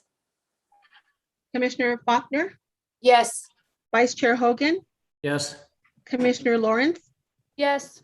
Commissioner Pava. Yes. The motion has been approved. Thank Now I'll you. thank you all. Mr. Chairman, I'd like to move approval of the findings of fact and conclusions of law for case 2021 4242, Exhibit A1, and for case number 2021 4243, Exhibit A2. Commissioner Klaus seconds. Thank you. We can have a roll call, please. Commissioner Cloud, Yes. Commissioner Faulkner, Yes. Vice Chair Hogan, Yes. Commissioner Lawrence, Yes. Commissioner Pava. Yes.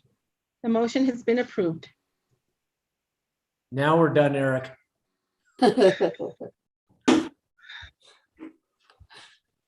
You must have checked out. All right.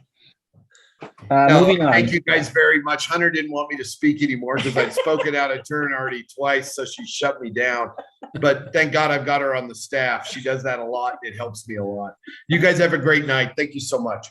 Thank you. Thank you. Our next case is 2021-4244, 2190 West Alameda Street, Los Canales rezoning.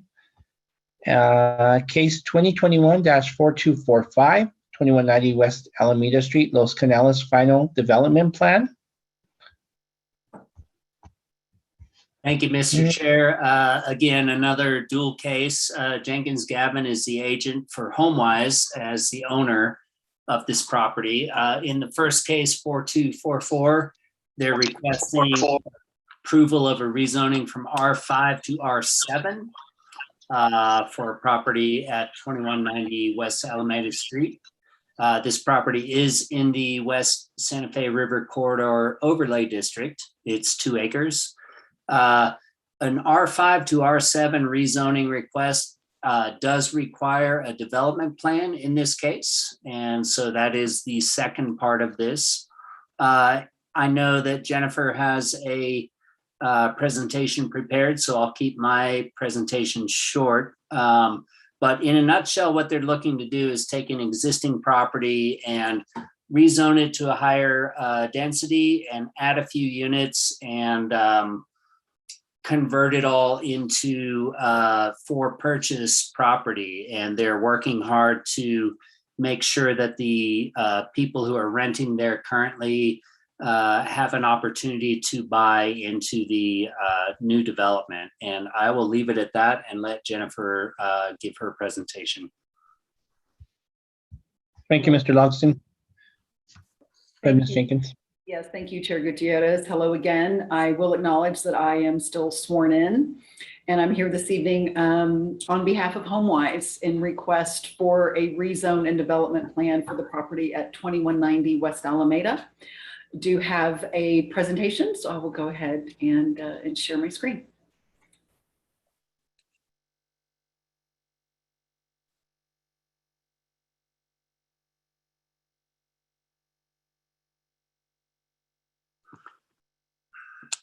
So as I mentioned here this evening on behalf of HomeWise and joined by Jamie Jaramillo, who is the Planning Development Manager for HomeWise.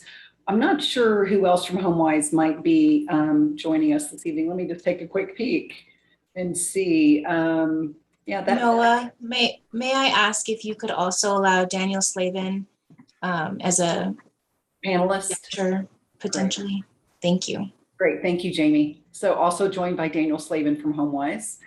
Planning provided by Jenkins Gavin. We're also joined by Mike Gomez with Santa Fe Engineering, who is the civil engineer on the project. Surveying provided locally by Rick Chatroop, and of course, Lee Logston is our case manager. So the property at 2190 West Alameda is just about 2 acres. And it is one of these kind of traditional, kind of long, narrower properties that have with Santa Fe River running and the river trail running through its southern boundary. It is an existing residential compound of 9 dwelling units. And HomeWise has acquired the property and is interested in providing home ownership opportunities on this site. And so we would like to add a few dwelling units. So that is the basis for the request, the rezone request from R5 to R7. And this, of course, the access is directly from Alameda. And just to get your bearings, this is Kayana Paul here, comes in. And then just off the map here to the west is the Siler Road roundabout. So the future land use map, the designation is for density of 3 to 7 dwellings per acre. So the property is currently zoned R5 and we are requesting R7 zoning. So that is consistent with the general plan land use designation. As you can see, the river trail lofts recently completed within the last few years directly on our east boundary is zoned R7. There's some R7 a little further east on Alameda. And there is, and you know, a lot of the property directly in our vicinity is zoned R5. And then across Alameda, as you kind of go up the hill, so to speak, it's a combination of R2 and R1 zoning. As Lee mentioned, we are in the West River Corridor overlay that was established a few years ago that has a specific set of design standards, and everything that we are proposing this evening is in compliance with the overlay standards. And so zooming in a little on the property, again, this is the existing residential compound. There's a driveway that is accessed via Alameda that comes down to serve the units with associated kind of, the parking is fairly informal, I'll say. And then we have the river trail lofts directly to our east. And there is a residential compound on our west side as well. You can see, I mean, the pattern is very consistent. This is a residential condominium project here. And then you have these residential compounds that kind of developed over time in somewhat of an organic fashion. The property to our west is being redeveloped. So these structures have, these structures have been since demolished. And there is a plan for 10 new dwelling units here, which will be really, really great because as this property redevelops as well. So we have rotated the image now just for ease of zooming in on the property. So the north is to our right, and there's Alameda Street, and south is to the left side of the page, which is the Santa Fe River, and then you can see the river trail. Like that's really one of the sweetest features of this property is the direct access to the river trail, which is, I think, one of the city's best sort of public trail improvements. It is widely used and so it is really a special amenity for not just this property, but this entire neighborhood. And as you come down the existing driveway, we have these are detached single family dwellings. This is an associated garage building. This is a duplex here. This is a single family dwelling. This is actually a fourplex. And then this is a storage type building that is planning to be raised. So HomeWise acquired the property with the goal of creating home ownership opportunities. That is their mission, and creating affordable home ownership opportunities. And so HomeWise has been working very closely with the existing residents to create opportunities for them to purchase a home in the project, whether that be an affordable home or a market rate home should somebody not qualify to buy an affordable home. So we're proposing various site improvements to really improve what is already on the ground. one of the key elements is right now, the driveway that comes off of Alameda is quite steep. And so it is not good for normal vehicular access, and it's not good for emergency access. So we're actually rebuilding this stretch of the driveway, which will entail some retaining walls. And then we're also formalizing the parking a little bit to ensure that we are providing. I said the parking is it's a little informal and a little bit of a free for all at times. And so really trying to formalize that to ensure that there is adequate parking for residents and guests. And we are proposing, there are currently 9 dwelling units. We would like to add 5 new dwelling units for a total of 14. And that is the basis for the request for the R7 zoning this evening. So as you come in, you can see, this is an existing driveway, again, that will just be improved, that has plenty of space for resident parking as well as guest parking. And then we have parking areas off of the driveway here. And then this is an hammerhead emergency turnaround here for emergency vehicles. And then we have the driveway continue here with more parking at the south end. There is an existing community garden right here that some of the residents have developed that we are working really hard to preserve, because it's a really it's a sweet improvement that the residents have taken a lot of care to create. And again, also creating a direct connection to the river trail. And one of the other key improvements is there's no pedestrian amenity in this small project. So we are adding a sidewalk that will connect to a new sidewalk that we are going to be building on Alameda Street. As you can see here, as part of the River Trail Lofts project, they also constructed sidewalk along Alameda, which we will connect to and then continue sidewalk here. And then again, as there is plans for the property next door to potentially redevelop, and there may even be more opportunities for that sidewalk to extend even further west. And this is an existing drainage swale along the west portion of the property. So we're keeping it where it is. There's an existing drainage easement there. There is a pipe under Alameda Street that collects water coming off of the hillside. And so we're going to be making some improvements here just because to make sure it is functioning properly. And then eventually the overflow at the end into the Santa Fe River. But we are retaining any developed flows with new construction within the ponding areas, proposed ponding areas, and within the swale. Each of the existing units will be renovated. So these structures have been here a long time. They developed over many years. And so we are going to ensure that people, that things are brought up to code, and that home buyers have something that is brought up to more modern standards, whether it be kitchens and bathrooms and, fresh paint and really giving everything a proper facelift. And then here, these are the 2 new buildings that we are proposing. Building 3 is will have 2 units, and building 2 will have 3 units. And obviously, in accordance with the Santa Fe Homes program, we will be providing 20% affordable housing, but also a private grant is going to enable HomeWise to achieve up to 50% affordability, which is really, really fantastic and quite rare in our community. So just going back and looking at the development program, as I mentioned, the existing structures and then the new structures we're proposing for a total of 14.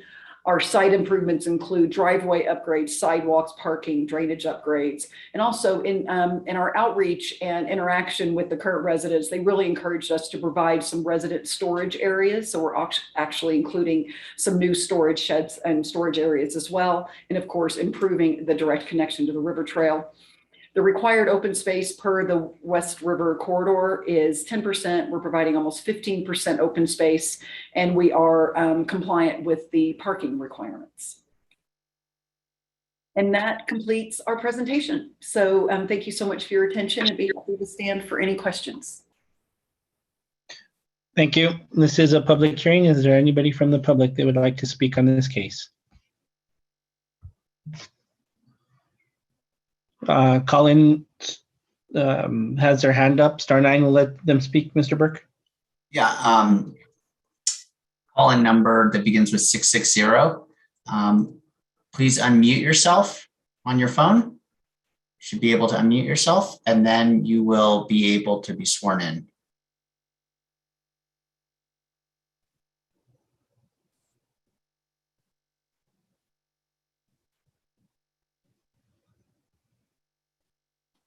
Hello? Hello. Hello? I will go ahead and swear you in. Do you swear under the penalty Okay. of perjury that the testimony you're about to give is the truth, the whole truth, and nothing but the truth? Yes, I do. Thank you. Please state your name and address for the record. My name is Richard Rocklin, Rochlin, and my address is 2190 West Alameda, Unit D, as in dog. Thank you. Okay, are you ready? Yes, go ahead, Richard. Yeah, okay. It would be great as a start. Jennifer, if you don't mind, could you identify the unit I live in on the site map?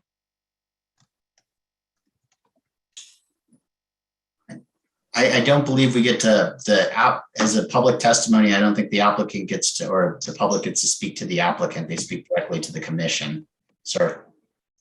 Okay, I just, it would be helpful if you all could see what unit I live in, because my comments are directed to my unit personally. She pulled it up. Go ahead and continue. And if you have any other requests Yeah, to okay, address. okay, yeah. I live in Unit D, and you can see that Unit D is part of actually a duplex. It's a one-story duplex. There's another unit on the my west side called Unit C. Okay, it's a one-story building, and the proposal is for two-story buildings basically on either side of me, and with setbacks of 10 feet. And that's, you know, that's why I'm talking to you folks, because I actually I'm really interested in purchasing my unit. However, when I found out the site plan called for two buildings like that on each side of me, it definitely was a cause for concern, because I have only two windows in my unit, one north facing, one south facing. They're each about 6 feet wide. So effectively, putting those buildings on each side of me would create kind of a cave-like atmosphere for me. I've lived in this property for 20 years, going back to 2001. And I've really enjoyed it. I love living here. And I would like to, if possible, purchase my home. But again, the reason I'm speaking here is because I am concerned about this site plan and what it's going to do for my living space in particular. And also wondering if there isn't something, you know, another form the site plan could take that wouldn't decrease my enjoyment and the value of my property as much. And I actually prepared a statement. I'd like to read part of it to you folks, if I could, and it won't take too long. That's fine. Just wanted to introduce myself to the Planning Commission and everyone involved, and put in writing my concerns about the proposed site plan and how it will affect my living situation. Firstly, I'm serious about purchasing my unit and have been engaging in pre-sale process with HomeWise advisor Anda Anash. I am 71 years old, have been a tenant here for 20 years, and have always loved living here. I welcome the opportunity to purchase this place that I love, and hopefully I can do it. It suits my life perfectly, and I feel very connected to it. The site plan as proposed will place two two-story units on the north and south sides of me with 10-foot setbacks. Let me first point out that I have only 2 windows in my unit, not counting a small bathroom window, a south-facing and a north, about 6 feet in length. The proposed buildings will significantly affect the sunlight that gets to my unit, and in doing so, also affect a major source of heat for me in the winter. I have a front yard which extends about 18 feet to the south of my unit. Given the proposed setbacks, this will be shortened as well as deprived of sunlight. I've expressed my concerns to people working with HomeWise. Most recently, I had a good talk with Lee Logston, who helped me greatly to understand the ins and outs of rezoning. I also talked with Jennifer Jenkins at his recommendation to express my concerns and to understand more completely the legal rules affecting setback distances. The talk went well. She was very receptive and indicated a willingness to engage in a dialogue that might make me feel more comfortable with the changes going forward. I think we can all agree that the future of a sustainable environment for humans on this planet lies substantially in harnessing and using solar energy. New Mexico has been in the forefront of the clean energy transition and solar development, with laws that encourage its development, beginning with the initial Solar Rights Act in 1978. This law codified solar energy as a property right for New Mexico property owners. Another one of the provisions of the act was the establishment of solar easements. The following are excerpts from the New Mexico Solar Rights Act of 1978. Declaration and findings. The legislature declares that the state of New Mexico recognizes that economic benefits can be derived from for the people of the state from the use of solar energy. Operations, research, experimentation, and development in the field of solar energy use shall therefore be encouraged. While recognizing the value of research and development of solar energy use techniques and devices by government agencies, the legislature finds and declares that the actual construction and use of solar devices, whether at public or private expense, is properly a commercial activity which the law should encourage to be carried out whenever practicable by private enterprise. Declaration of Solar Rights. The legislature declares that the right to use the natural resource of solar energy is a property right, the exercise of which is to be encouraged and regulated by the laws of the state. Such property right shall be known as a solar right. Legislative findings and declarations. The legislature finds that in view of the present energy crisis, all renewable energy sources must be encouraged for the benefit of the state as a whole. The legislature further finds that solar energy is a viable energy source in New Mexico, and as such, its development should be encouraged. Since solar energy may be used in small-scale installations, and one of the ways to accomplish such encouragement is by protection of rights necessary for small-scale installations, the legislature declares such protection to be the purpose of the Solar Recordation Act and necessary to the public interest. The 1978 Act was bolstered in 2007 by the 2007 Solar Collector Definitions and Restrictions Bill.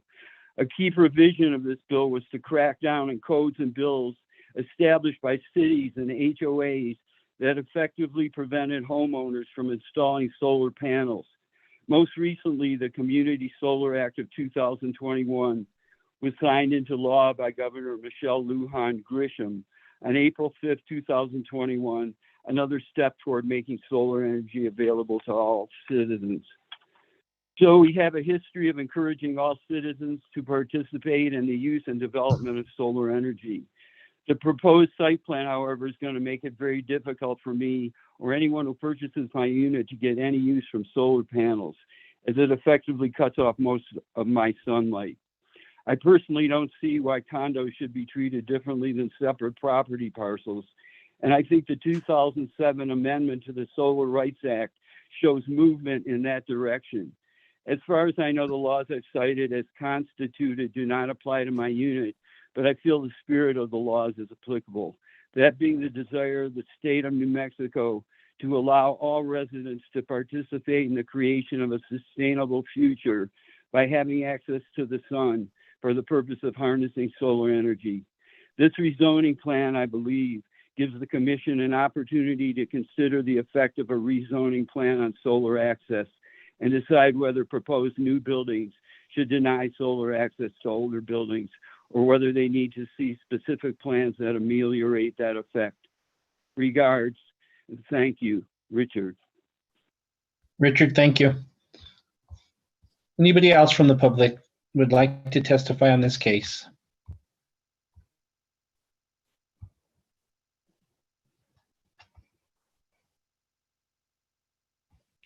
Seeing none, I will close the public portion of the case and turn it over to the commission.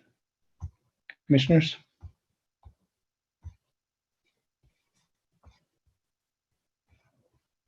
Commissioner Pava. Thank you, Mr. Chair. This might be addressed to city attorney. Based on what was read into the record by Mr. Rothman, in a situation like that where he's anticipating the use of a solar right, is there something about that being vested as opposed to after the fact? Maybe I'm not being clear, but My understanding in reading the statute, it's a state statute, is that in order to have the right to be able to protect the right, it must be an owner who already has a solar collector, which could be a solar panel or some other means of harnessing solar energy, and it has to be recorded. So I don't believe that it applies in this case, which is actually what the caller said. Do you have a more specific question? no, that was what I was getting at because I wanted to specifically understand if there's a vested right. I don't believe there is here. I have further questions, but not for the attorney. Mr. Logston has his hand up, Commissioner Pava. Sure. Let's see Defer if he's to going to. Thank you, Chairman. Yeah, and I've spoken with Richard a bit, and yeah, he does not have that recorded vested right. For him, this is more a matter of principle, and can the site plan be possibly modified to honor the spirit of that? So again, he doesn't have a vested right, but you know, in discussing that with him, and I asked him to call Jennifer, you know, I kind of look at the site plan and, you know, we're maintaining a 10-foot setback between the new buildings and him, but then we're also maintaining a 10-foot setback between like a existing garage and a shed. And my suggestion was that perhaps the building configuration could be shifted a little towards, you know, as long as a development plan is establishing setbacks, well, maybe we shrink the setback between the building and the garage and the shed and open things up a little bit more for the individual we're speaking with, Richard. So, and he did talk to Jennifer Jenkins about that, and those are conversations that are ongoing. I don't know how realistic that is, but that was my suggestion with this situation. Thank you, Mr. Logston. Commissioner Pava, you have the floor. Thank you, Mr. Chair. The site plan, to me, if I were to play with it, would appear to allow some flexibility even beyond what Mr. Logston might be suggesting with tweaking. When you look at the placement of buildings, I'm not sure if there's something prohibitive when I looked at the site that would prohibit moving one or both of those 3 units, those total of the additional units, which is five units, at least some of them down toward the Riverwalk, and reconfiguring the site plan. That's a question for Possibly a Sure, I question can, for Jennifer. Jennifer can take it, or I can, Commissioner. Thank you, Commissioner Pava, commissioners. So we have spent an enormous amount of time on this site plan.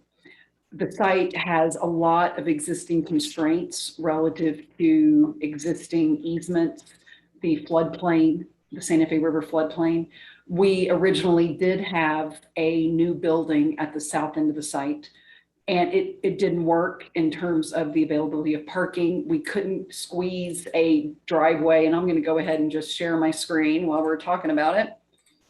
So we have so the dark brown are the existing buildings, and you can see here, there's a sewer easement here. The city of Santa Fe is asking us to extend a water line stub out here, which is going to require this easement to get even wider. We also have the community garden here, which we really are working hard to preserve, and that was a request of our existing residents. We originally had a building sitting here, but we couldn't get access between the existing building and the new building. And because we have a 15-foot drainage easement on the west side, so the south end of the site is incredibly constrained. What I did discuss with Mr. Rockland as he shared his concerns with me is in this area, we have some opportunity to play with how this lays out, for example. In terms of, does this building maybe become more of an L-shaped building? So this portion of it can be moved a little further away from him, for example. So what I explained is buildings 2 and 3 have not been architecturally designed yet. What we see here are proposed footprints for those buildings to show that we can achieve the requisite setbacks per the code, and where those buildings be located, and we can achieve proper access and access to parking and all of those elements. So what I shared with Mr. Rockland is that as we segue after this process into the actual architectural design for those buildings, we are going to look for opportunities to how do we work this area. We're showing a storage shed right here, but maybe that gets relocated. And like I said, this building can maybe turn into potentially an L-shaped building that would open up some more yard area and access to natural light for Mr. Rockland.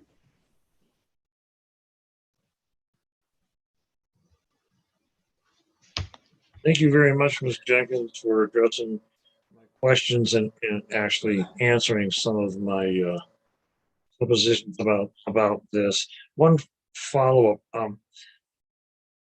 On building number 3 or 2, for that matter, are they going to be single-story or 2-story? They're 2-story buildings. Are 2-story buildings. Correct.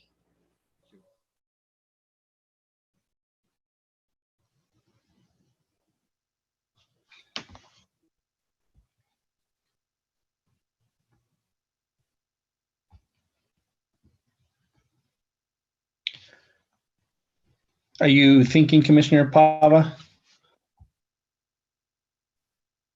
Yes, Mr. Chair, I've finished my questions, Ms. Jenkins. Thank you. Oh, okay. You're done. Okay, thank you. Mr. Logston, if this is a final development plan and there's still playing with designs of the building, what impact does that have?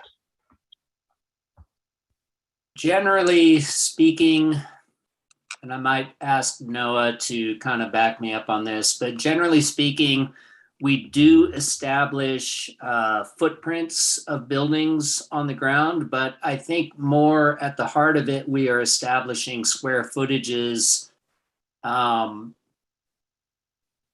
We're establishing square footage of development more so than footprints generally. I think there's a little bit of room here to approve the development plan with square footages in mind, but allow some flexibility with the actual layout of the buildings. Noah, can you kind of weigh in on that? Yeah, Chair and Commissioners, I would say to respond to this is there's an architectural points requirement that we did, that we reserve the right to administer at time of permit. So they have to meet our points for the district. And then in addition to that, we would be able to change the footprint if it's a minor change, but it wouldn't be able to get any larger, right? So they're locked into a square footage amount, but it could be moved slightly to different directions if that were the wish, or if it was conditioned that way. So there is that flexibility. We consider that a minor amendment. It can be done administratively because it doesn't necessarily have negative effects on neighboring properties or to the public welfare in general. And we can also have flexibility in where the parking layouts go, and maybe a drainage pond might be able, well, not a drainage pond because the grading plan is pretty fundamental to designing a site plan. So that's kind of where the wiggle room is, but there still is an architectural points requirement. And there still is some leeway to move things around, but they will be locked into a square footage and number of units. So yes or no, if to try and accommodate Richard, and they take the building the way it's shown and make it into an L-shaped building, is that something that can be done administratively? Thank you, Chair, for the question, and Commissioners. So yes, it can be done administratively, but it would have to be conditioned in the approval. So it would have to be added as a condition. And once that's added as a condition, it's pretty clear, we kind of identify where it is, what it needs to look like. Then staff will go ahead and administer that as a condition of approval. Thank you, Mr. Burke. Ms. Jenkins, you have your hand up, and I want to ask you before you go to your point. So you are openly working with Richard to try and make something of this nature work to have him get more sunshine? Yes, Chair Gutierrez and Commissioners. I've had several conversations with Mr. Rockland. We actually spoke this afternoon as well. And I have, assured him that as we move into the actual architectural design, that we absolutely are bearing that in mind and looking for opportunities to make adjustments. And we would, welcome a condition of approval that, basically asks us to continue to work with Mr. Rockland and look for opportunities, and any site plan modifications that come out of that process could be approved administratively. And I think that could be a condition that could work well. Do you agree, Noah? No, I don't. Actually, I think Okay. condition that gives the applicant too much leeway to come to a disagreement, and then therefore, becomes subjective in nature. So I think it has to be very solidified from the commission. I do appreciate Jennifer's, trying to finesse that a little bit, but I know it's kind of one of those things where it's on the spot. I know Jennifer has to look for the interest of clients, but I think it has to be very specific. Because we want to be able to make a specific finding in the conditions and also on the conditions as well, so that staff has clear direction of what we're looking to do. If I could just add one point, possible. Thank you, Mr. Burke. Who's wanting to add a point? I don't see him. Sorry, my name is Daniel Slavin, Senior Director of HomeWise for HomeWise. I'll need to swear you in, sir. Do you swear under the penalty of perjury that the testimony you're about to give is the truth, the whole truth, and nothing but the truth? I do. Thank you. Please state your name and address for the record. Daniel Slavin, 125 Sam Street. Thank you. Thank you. And we've all talked to Richard. Jamie Jaramillo has talked to him 3 times today. I've spoken to Richard a number of times. That shed is actually there because Richard requested it. We've changed and modified this in a number of ways. One thing I think is missing as well is we will rehab Richard's current location. And so we are looking at changing the doors and the windows and even the layout of that. And so that work on top of the future development will go together. So whatever you want to do, and we're gonna put together to make all hopefully 14 residents and homeowners of this community, which is an investment property and rental. We're hoping to make this work for everybody, but it will be in concert with the renovations of his units, which is a side entry, which will probably come to the front east of the building. And so this is all, I just would add that new development with the rehab will be in concert together. Thank you, Mr. Slavin. Other commissioners?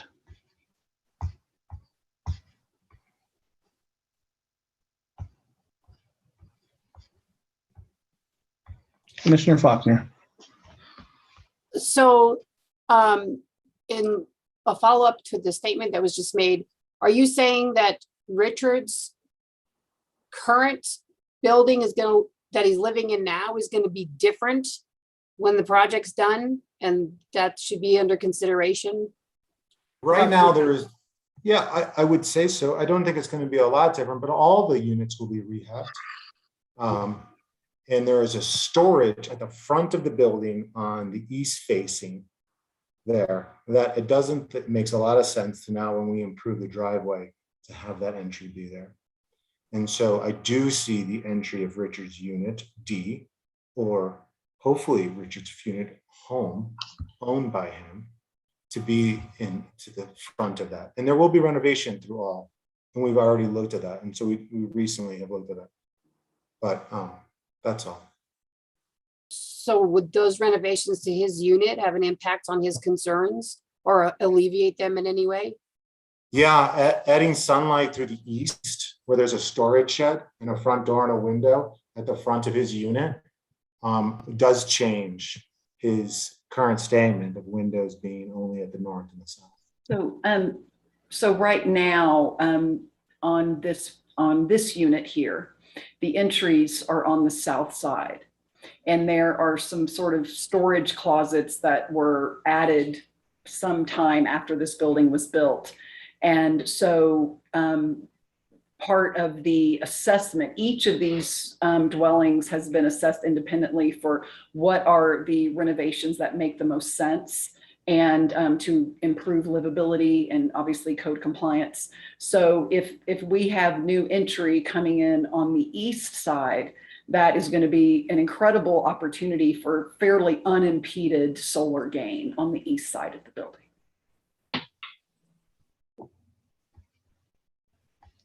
And there'll be windows on the east side of the building?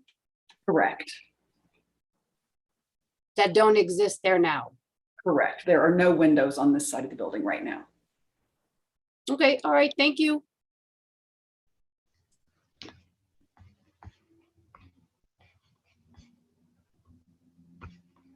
Other commissioners?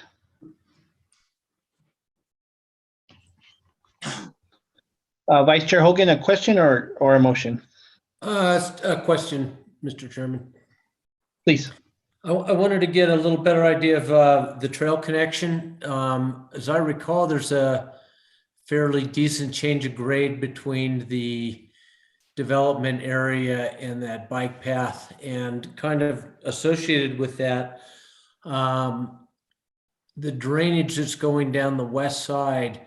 Is there already a drainage structure where it intersects the river? Because I know that's, having been involved in that project, I know it's really, how you introduce water into the river is really important.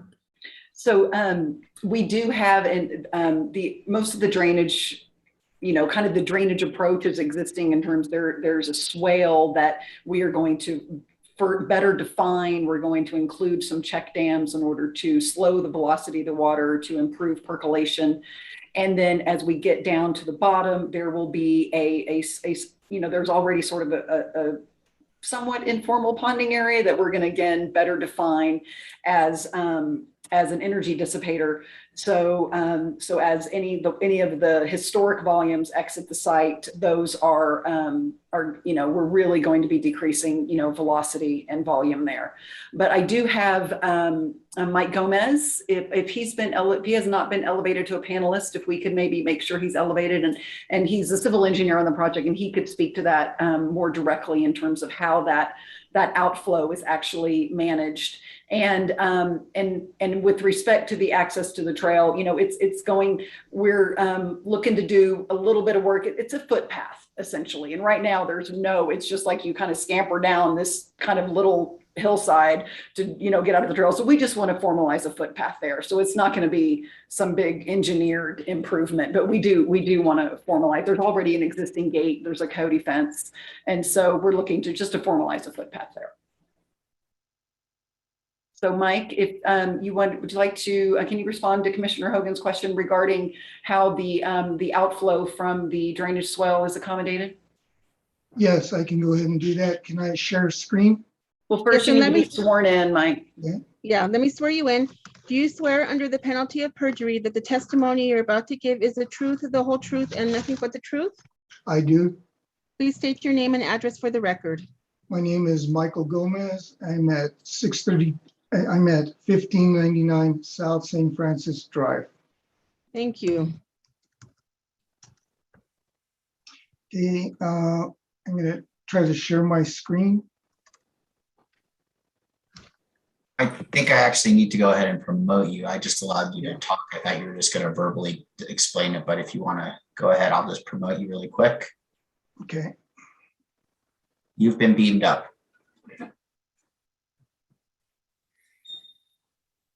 Okay.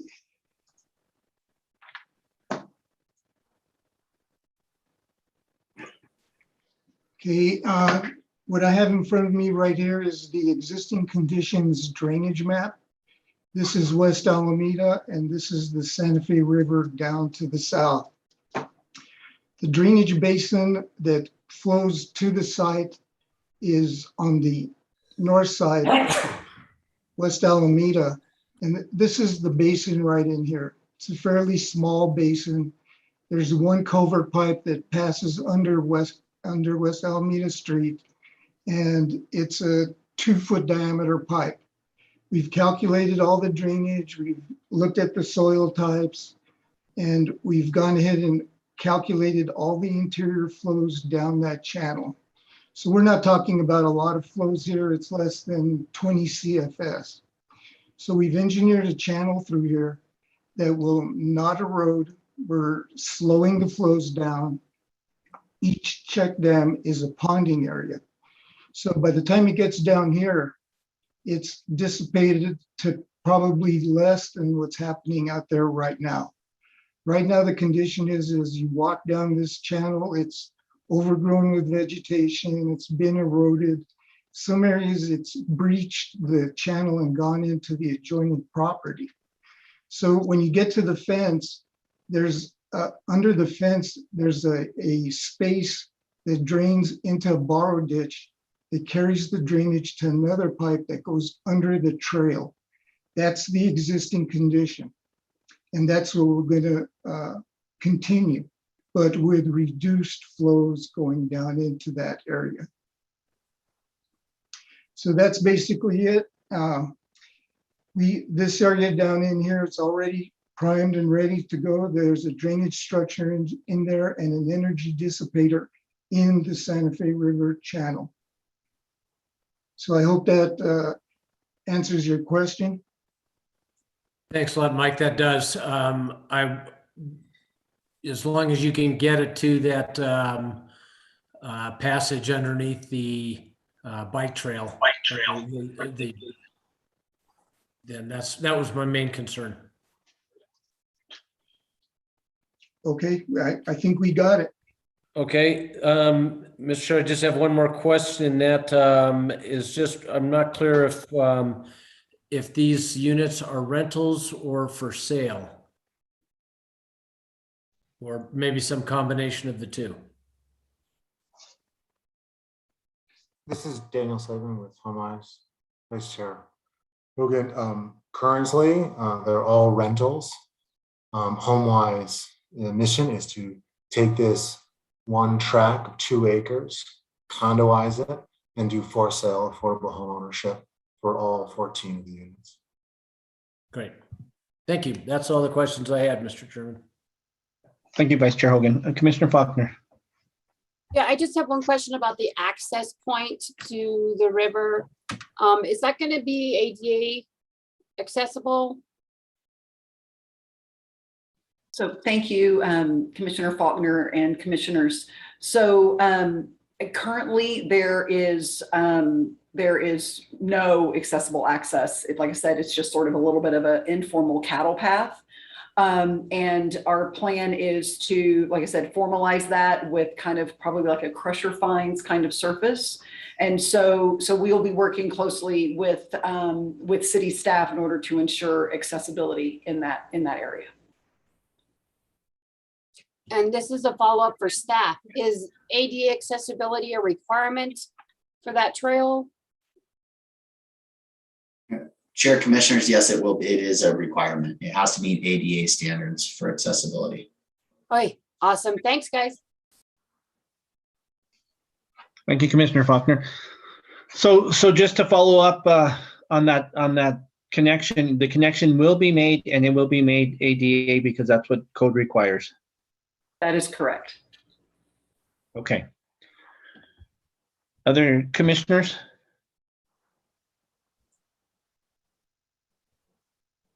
Ms. Jenkins, on the remodel of this, how are you guys going to mitigate displacing people like Richard that are in their homes? Have you figured that out? Sure. Thank you, Chair Gutierrez and commissioners. Thank you for that question. So the degree of remodel for each of the structures is different. Some of them are in better condition, have had more recent work done to them. And so it really is on a case-by-case basis. And so, we're working really closely with the residents and give them plenty of notice. And once we explain, so here's kind of the remodel program and what this is going to entail, we will have to assess, is it going to work for that person to remain? Because maybe we're talking about paint and changing out some sinks and it's not going to be that as disruptive.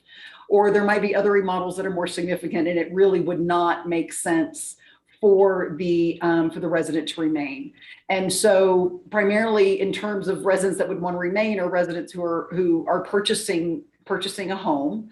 And so they may need to, vacate temporarily. And then once the remodel is complete, then they can move back in and proceed with their acquisition.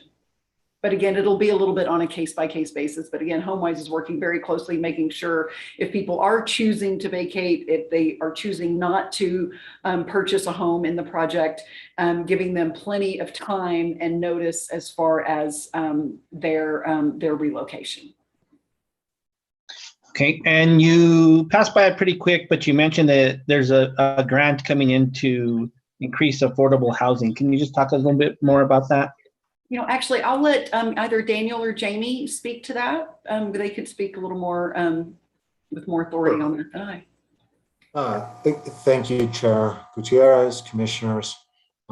We did receive an anonymous grant, so I won't give the name out here, but it is from a Santa Fe who wants to support affordable housing and to focus on effectively infill and adding affordable housing. So I don't know the overall budget, the infrastructure of all the work that Mr. Gomez has put together. But our goal is to have a 50% affordability or greater, to be quite blunt. And so, doubling the homes agreement or even doing more low price dwelling units. I don't have a full drawn out commitment because I don't have a full cost up, but that is the goal, and I think it's easily attainable. It's also the another donor who is going to help us with not coming for the commission, but an acquisition rehab project on Casa Pacifica, which took Airbnb and taking condoization home ownership model. And so that's what the donor wanted to support, and so that's what we're trying to follow through. Great, it'd be awesome to see that, and much needed, as we know. So thank you very much. Commissioners?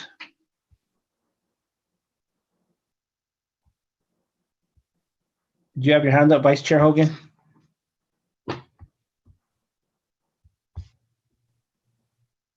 I didn't have my hand up. Are you trying to get a motion? If you're ready, I don't see any other hands up. I was trying not to speak. I'll make a motion. I was in the process of making a motion. Okay. Commissioner Cloud. I you. recommend that the governing body approve the rezoning case of 2021-4244. Commissioner I'll Faulkner, second that. second. Thank you. We have a motion and a second. Can we have a roll call, please? Commissioner Cloud, Yes. Commissioner Faulkner, Yes. Vice Chair Hogan, Yes. Commissioner Lawrence, Yes. Commissioner Pava. Yes. The motion has been approved. Commissioner Cloud recommends that the governing body approve the final development plan in case number 2021-4245. Commissioner Faulkner to second. Thank you. We have a motion and a second. If we can have a roll call, please. Commissioner Clow, Yes. Commissioner Faulkner, Yes. Vice Chair Hogan, Yes. Commissioner Lawrence, Yes. Commissioner Pava. Yes. The motion has been approved. And Commissioner Clow moves the approval of the findings of facts and conclusions of law for case numbers 2021-4244 and 2021-4245. Commissioner Faulkner to second. Thank you. I have a motion and a second. If we can get a roll call, please. Commissioner Clow, Yes. Commissioner Faulkner, Yes. Vice Chair Hogan, Yes. Commissioner Lawrence, Yes. Commissioner Pava. Yes. The motion has been approved. Thank you. Thank you. Moving on. Thank you. Yes, thank you. Moving on to case 2021-4246, Plaza del Monte Preliminary Development Plan, and 2021-4247, Plaza del Monte Preliminary Subdivision. Thank you, Mr. Chairman. Logsdon? Thank you, Chairman Gutierrez and Commissioners. Yet again, another dual case, similar somewhat to what we just considered, but different still. In this case, the applicant is looking to take a condo development and subdivide it into individual properties, a total of 30. And so related to that, there will be a development plan and a preliminary subdivision. Jenkins Gavin is the agent for Plaza del Monte LLC. In the first case, requesting approval of a development plan, the purpose of which is to establish development standards for these lots. What this mostly has to do with is accounting for conditions on the ground because it's all built already and it's a private road and so forth. So we're establishing custom setbacks and so forth with the development plan. In the preliminary subdivision case, 4247, it's approval of a subdivision for 30 residential lots. The property is zoned R29. It's within the downtown and east side historic district, and it's approximately 6.62 acres. Staff does feel the things like lot coverage and so forth are all within the parameters of our standard zoning. So really this is about kind of establishing the setbacks and the street and so forth with the private roads running through there. So staff does recommend approval of both the development plan and the subdivision.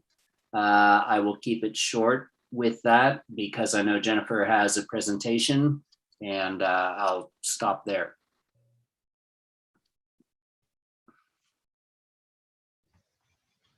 Thank you, Mr. Logsdon. Ms. Jenkins? Yes, thank you, Chair Gutierrez, Commissioners. I am still sworn in and I'm still Jennifer Jenkins. And I'm here, I'm with Jenkins Gavin here on behalf of Plaza del Monte LLC and requests for preliminary plat and preliminary development plan approval for the Plaza del Monte project.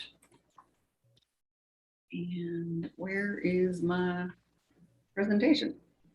Oh, there it is. Okay.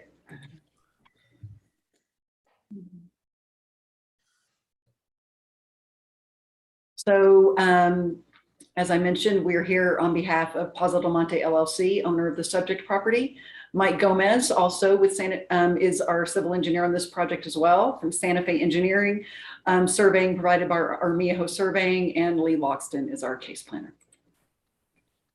So the subject property is a little over 6 acres, and it has been known for a long time as the Plaza del Monte, kind of a existing residential compound.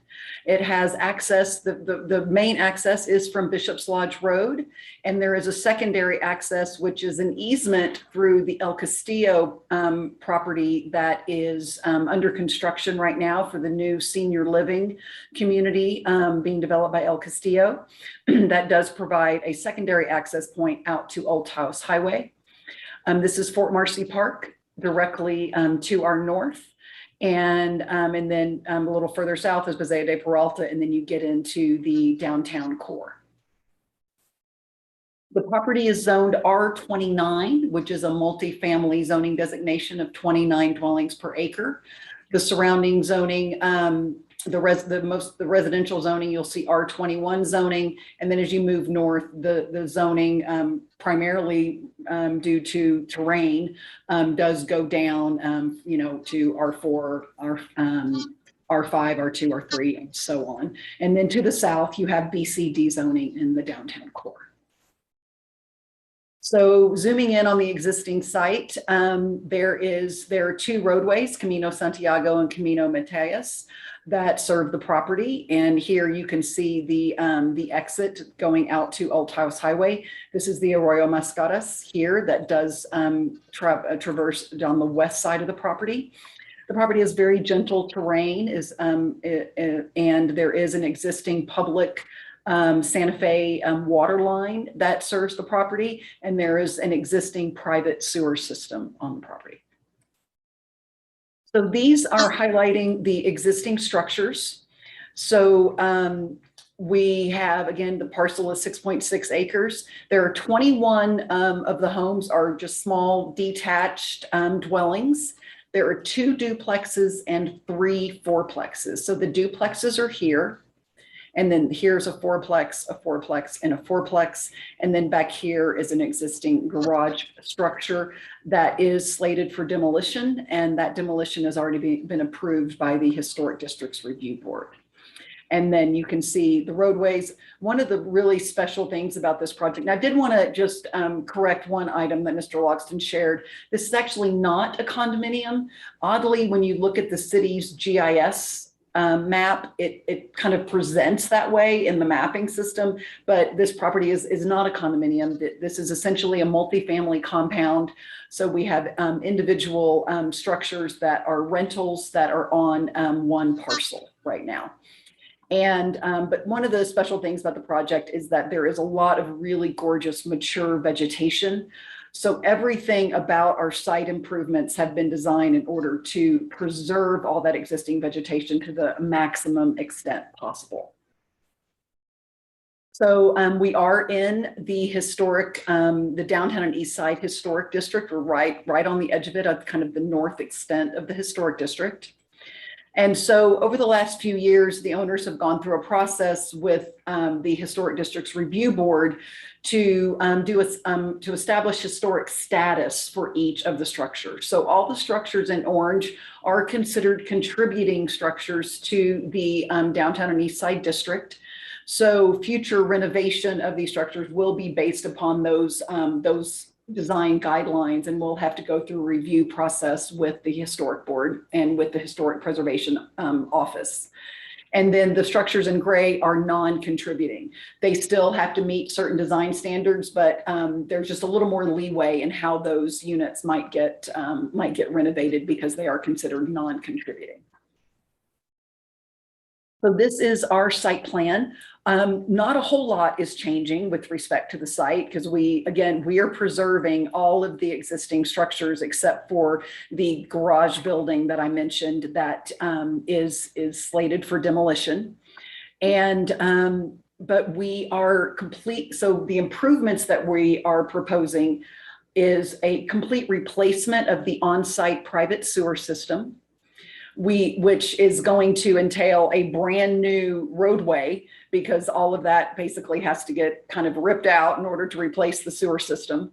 We, similar to the previous project, there are really very minimal sidewalk and pedestrian improvements in the project. So we are adding a sidewalk along all of the internal roadways.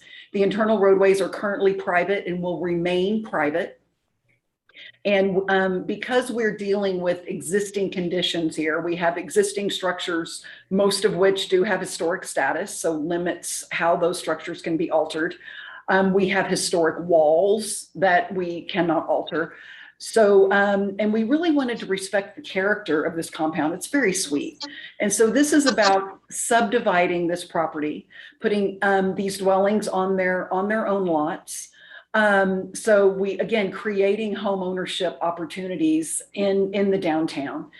And so with respect to the multiple unit buildings, we, with the fourplexes, what we're doing, which we're really excited about, it's going to be really cool, is that we are converting the fourplexes to duplexes, but it'll be a unit with an attached, kind of a attached guest unit, or what we call a mother-in-law unit, for example. So that really creates an opportunity for someone who either just wants to have a small rental associated with their primary dwelling, or an aging parent, they want to live with them, or just to have a guest space. So, which also, improves, having that rental opportunity can improve affordability. So the fourplexes become duplexes, and those units have attached guest units. And then the duplexes become single primary units with an attached guest unit. And then the balance of the detached units remain as is. And the lots are actually quite generous. So the property really lends itself to subdivision quite seamlessly. The lots range in size from like 6,000 square feet up to 13,000 square feet. And again, a lot of lovely existing vegetation.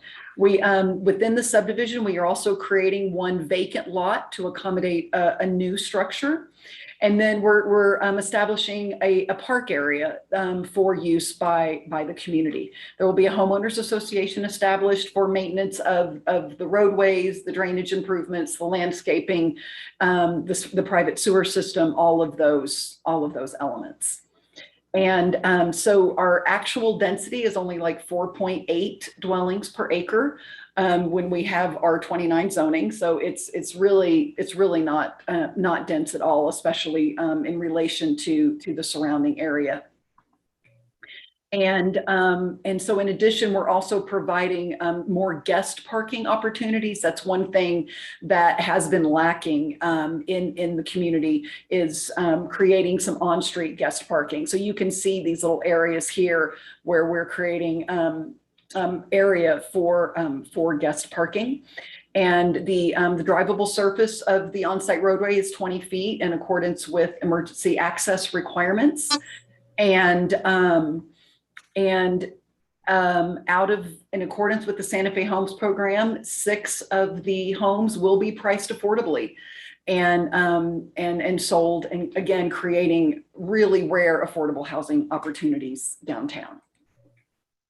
So this is just the actual development plan that was submitted, and it kind of highlights the roadway and sidewalk and parking improvements that are proposed. And in some areas, we'll be also creating new driveways. As you might recall, they have these sort of little cul-de-sac, little pop-out areas that we are eliminating. So so we will be eliminating those and just kind of creating a more traditional curved roadway. And then so there'll just be driveways, new driveways accessing the units there. So, so we are proposing a total of 30 lots in the subdivision, and again, with 21 detached homes, and then we are creating 8 homes that would have that attached guest unit. Our improvements are pocket park, upgrades to the road, new sidewalks, new sewer system, upgrades to the existing drainage improvements, guest parking, and some fencing upgrades. And also the city of Santa Fe has a project on the books funded for this fiscal year to actually replace the on-site water line.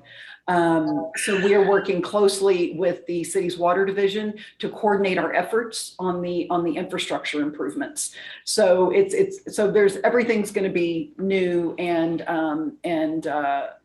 so that's going to be great improvements for the residents.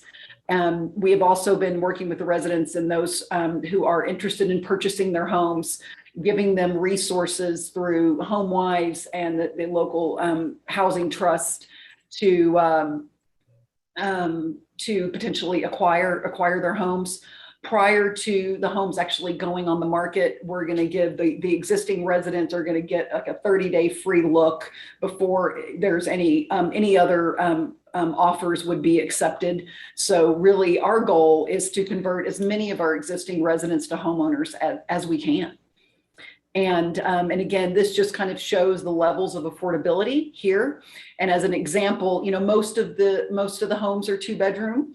And so, you know, 2 of the units are going to be as low as just under $147,000. And then 3 units at $190,000. And then there'll be 1 unit that would be based on today's pricing at $235,000. So we're really excited about the affordable component, such a rare opportunity in this location. And that concludes our presentation. So I'd be happy to stand for any questions. Thank you. Thank you, Ms. Jenkins. This is a public hearing. If there's anybody from the public that would like to testify on this case, please raise your hand.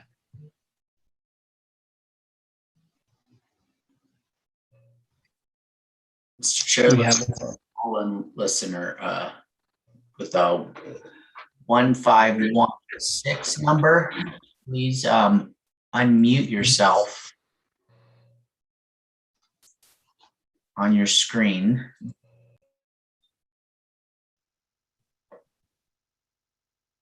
And you'll be sworn in. Okay, do you swear under the penalty of perjury that the testimony you're about to give is the truth, the whole truth, and nothing but the truth? I do. Thank you. Please state your name and address for the record. I am Penelope Perryman. My address is 109 Camino Matias, and you can see it on the map here. It's within Plaza Del Monte. Thank you.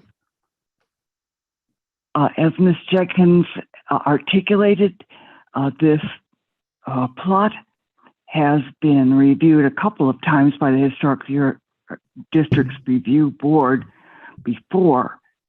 My first question is, has this question come before the Historic Districts Review Board before this Planning Commission meeting? Now, go ahead and keep talking, and we'll have somebody answer your question. Keep talking. I will. All right. This is a historic development developed by the Presbyterian Church in 1949 to be retirement rental units for retired ministers and missionaries. You can see that it was designed that the homes around the Pocket Park area, they all face the park. The design was for accentuating opportunities for community. I would say that I would oppose the development of the vacant lot that would take up about 3/4 of a wonderful communal park space which exists there now, about 3 times as big as the Pocket Park, which you see there. It is a very serene and placid place. There's wildlife, deer, rabbits, all the comforts of the country, just yards away from the plaza. It is a superior living space. I would like to know when this matter would be discussed with the Historic Districts Review Board, because the discussion with that H board was that this is a neighborhood. This is not individual properties and parcels. It was developed as a neighborhood in 1950. And so this is an entirely new proposition. It's only ever been rentals. There are now, each one is occupied by a tenant right now. So I don't know their timetable for development and what will happen to the existing tenants, of whom I am one. Thank you. Thank you. Ms. Jenkins, do you want to answer those questions? Thank you, Chair Gutierrez, Commissioners. So with respect to the current applications for the preliminary plat and development plan, there was, I believe she was questioned of whether or not the Historic Districts Review Board had opined on this application. And these types of applications actually are not within the HDRB's jurisdiction. This is the Planning Commission's jurisdiction. The HDRB does not have jurisdiction over zoning. They don't have jurisdiction over subdivision, horizontal infrastructure improvements, for example. We will absolutely be engaging with them a lot as renovation of units moves forward, and obviously when the new home on that new lot is built, that will obviously go before the Historic District Review Board. So they do have jurisdiction over what's happening here, but they're just not on this particular component of the redevelopment effort. And then her question regarding, we're still, this is kind of the beginning of our process. This is a preliminary plat, a preliminary development plan. We'll be coming in and coming back before this body for our final plat and final development plan. And then we can move into scheduling and getting the infrastructure. So we will be, as we move forward, and we haven't developed the schedule yet because like I said, we're at our early stages. Obviously, we will be working closely with the existing residents, keeping everybody informed as we move forward that process and schedule in terms of when that work is starting. And we have been, everybody there has given the opportunity to have a 6-month lease renewal. And we're happy to have people continuing to reside there as we move through this process. But if people choose to vacate or choose not to acquire their unit, they will have plenty of notice and plenty of time to make those decisions. Thank you. This is a public hearing. Is there anybody else in the public that would like to testify?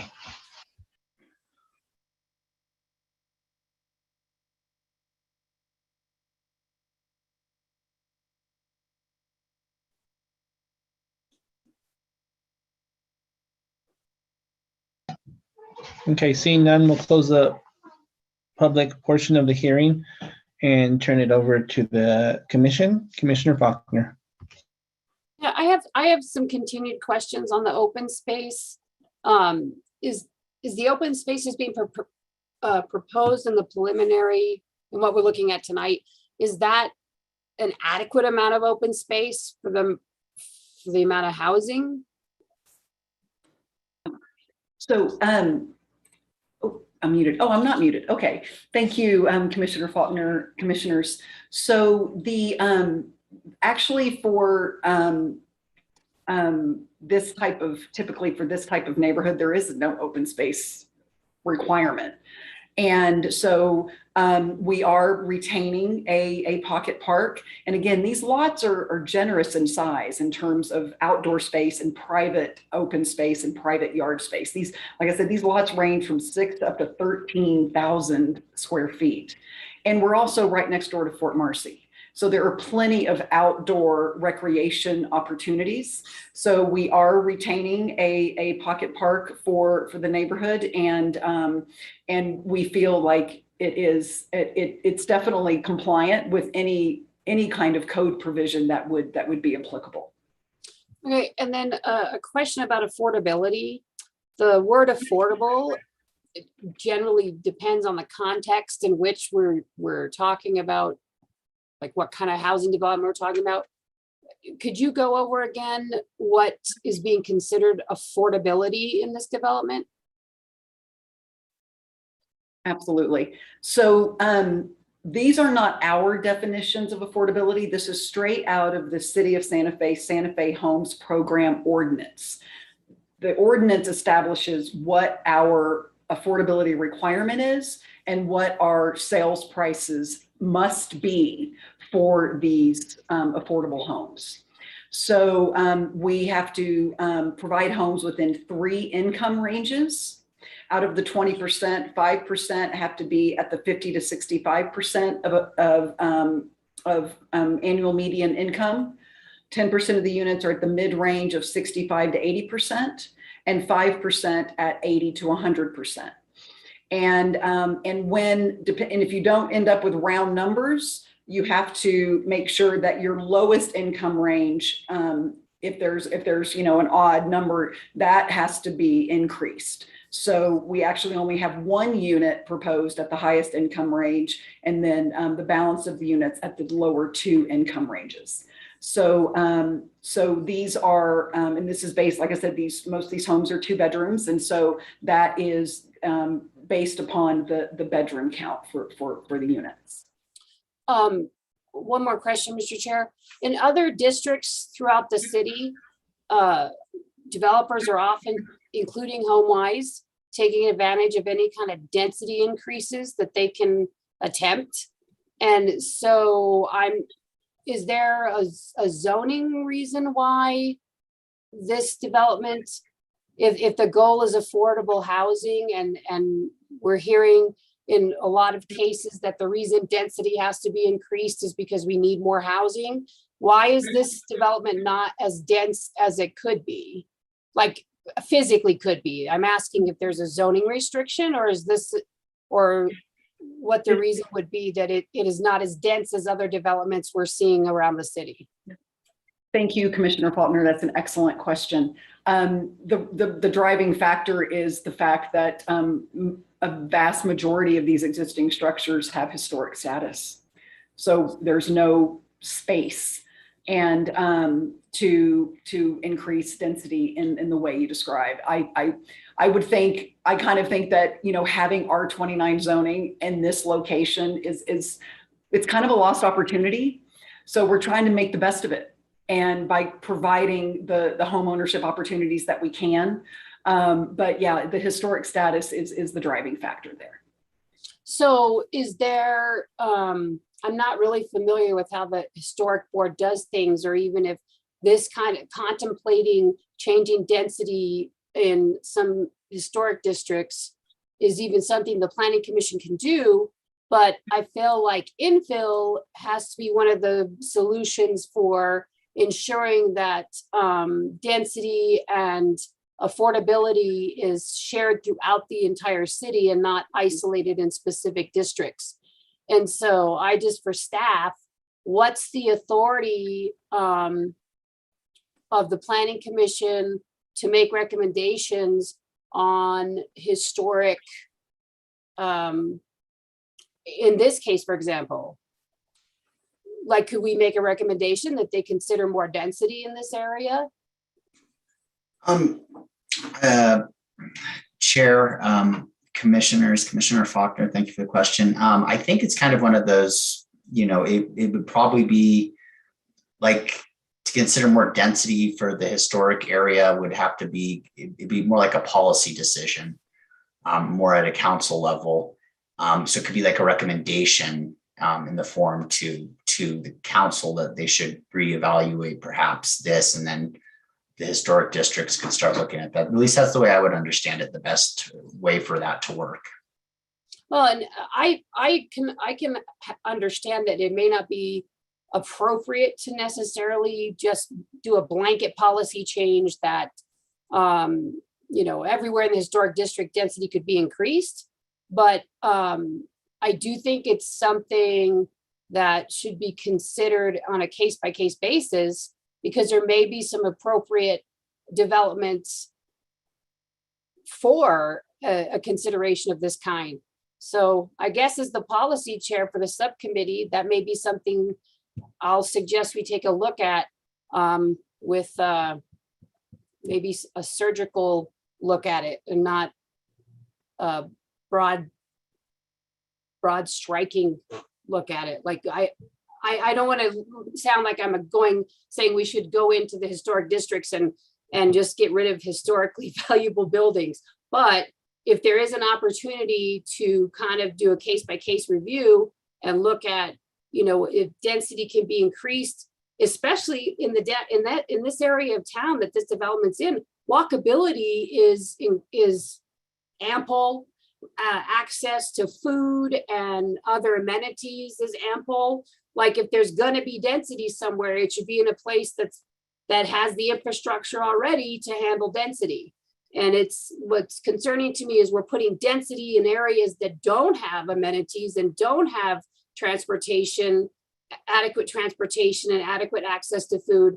But in the areas that have all those things, where density usually applies in other cities, we're not allowed to consider it. So anyway, you guys know that's one of my soapboxes. Thank you, Commissioner Faulkner. Commissioner Lawrence. Thank you, Mr. Chair. Ms. Jenkins, I was wondering if you or someone else could explain a bit more the proposed innovative street design that we're being asked to approve as part of this request. I believe that you said it was essentially protecting the roads as they're designed currently. It looks like perhaps there's also a bit of sidewalk, but I was wondering if you could be very clear about what that looks like. Thank you, Commissioner. That is a great question. So we, like I said, we are dealing with existing conditions with historic buildings. So the standard, and that was actually, I'm going to pull this up so we can refer to that. The standard that would apply here would be the city's lane standard.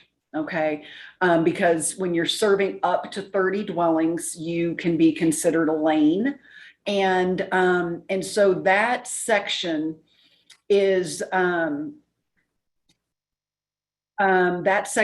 42 feet of right of way. It is, it's basically 22 feet of, drivable surface from back of curb to back of curb. And then your 5-foot sidewalk and your 5-foot planting strip, right? So that's the typical lane standard. There's no way physically on the ground that that's going to fit here. So that's why that is really what is motivating the innovative street design. So what we have done is we have an adequate, drivable surface. Our easement where we don't have any on-street parking is 25 feet. And then it pops out to our access easement to accommodate the on-street parking. And then we worked tirelessly. This was not easy to create that sidewalk improvement.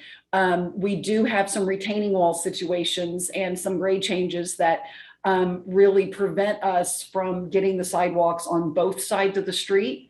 So what we are doing is creating these crossing opportunities. So you're here and then you cross and then you work your way over. And then we do have some existing sidewalk that we are connecting to. So we think this works really, really well, and we're accomplishing the intent. We obviously have an adequate drivable surface for emergency access. We have pedestrian access throughout the entire site. That connects to the sidewalks on Bishop's Lodge and Old House Highway. And we are able to provide some guest parking that does not currently exist. So this is really just about responding and really trying to preserve the character of what's already here. And is it expanding the right-of-way that is there now, or is it using the right-of-way that currently exists? Well, there is no right of way right now. There's just an asphalt driveway. The asphalt driveway varies from 18 to 20 feet. So the road itself is not really getting significantly wider than what is already there. But we do have the addition of some curb improvements as well as the sidewalk. And the sidewalk is moving past the edge of the pathway that's currently there onto what would be the adjacent property as part yes, of it. That's correct. Yes. Okay, thank you. I have no further questions, Mr. Chair. Thank you, Commissioner Lawrence. Other commissioners? Commissioner Pava. Thank you, Mr. Chair. Question for Ms. Jenkins. Will the affordable units be on lots 3, 4, 14, and 15, or a combination thereof? We have we haven't identified the final location of the affordable units. That will be when we come in with our final plat process. And we've been working closely with Alexandra Ladd and the Office of Affordable Housing.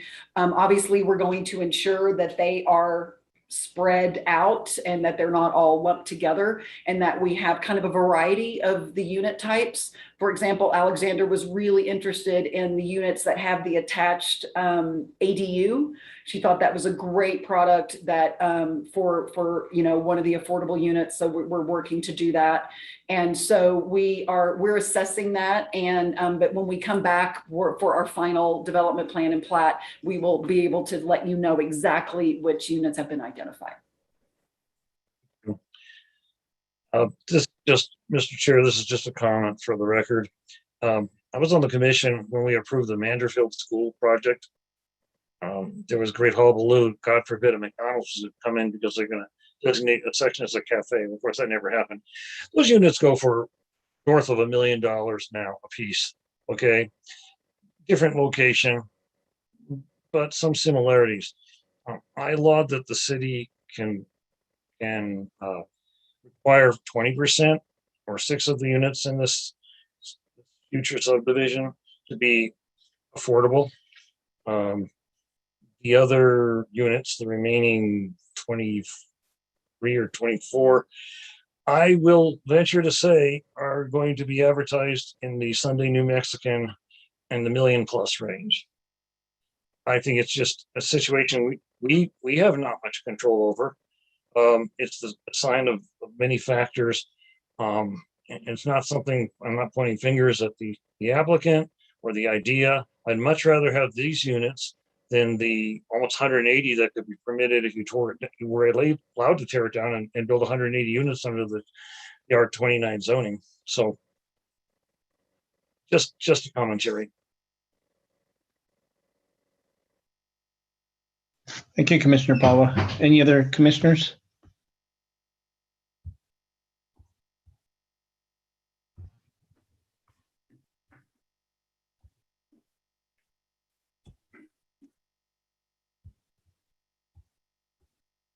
I don't see any. Anybody you'd like to make a motion?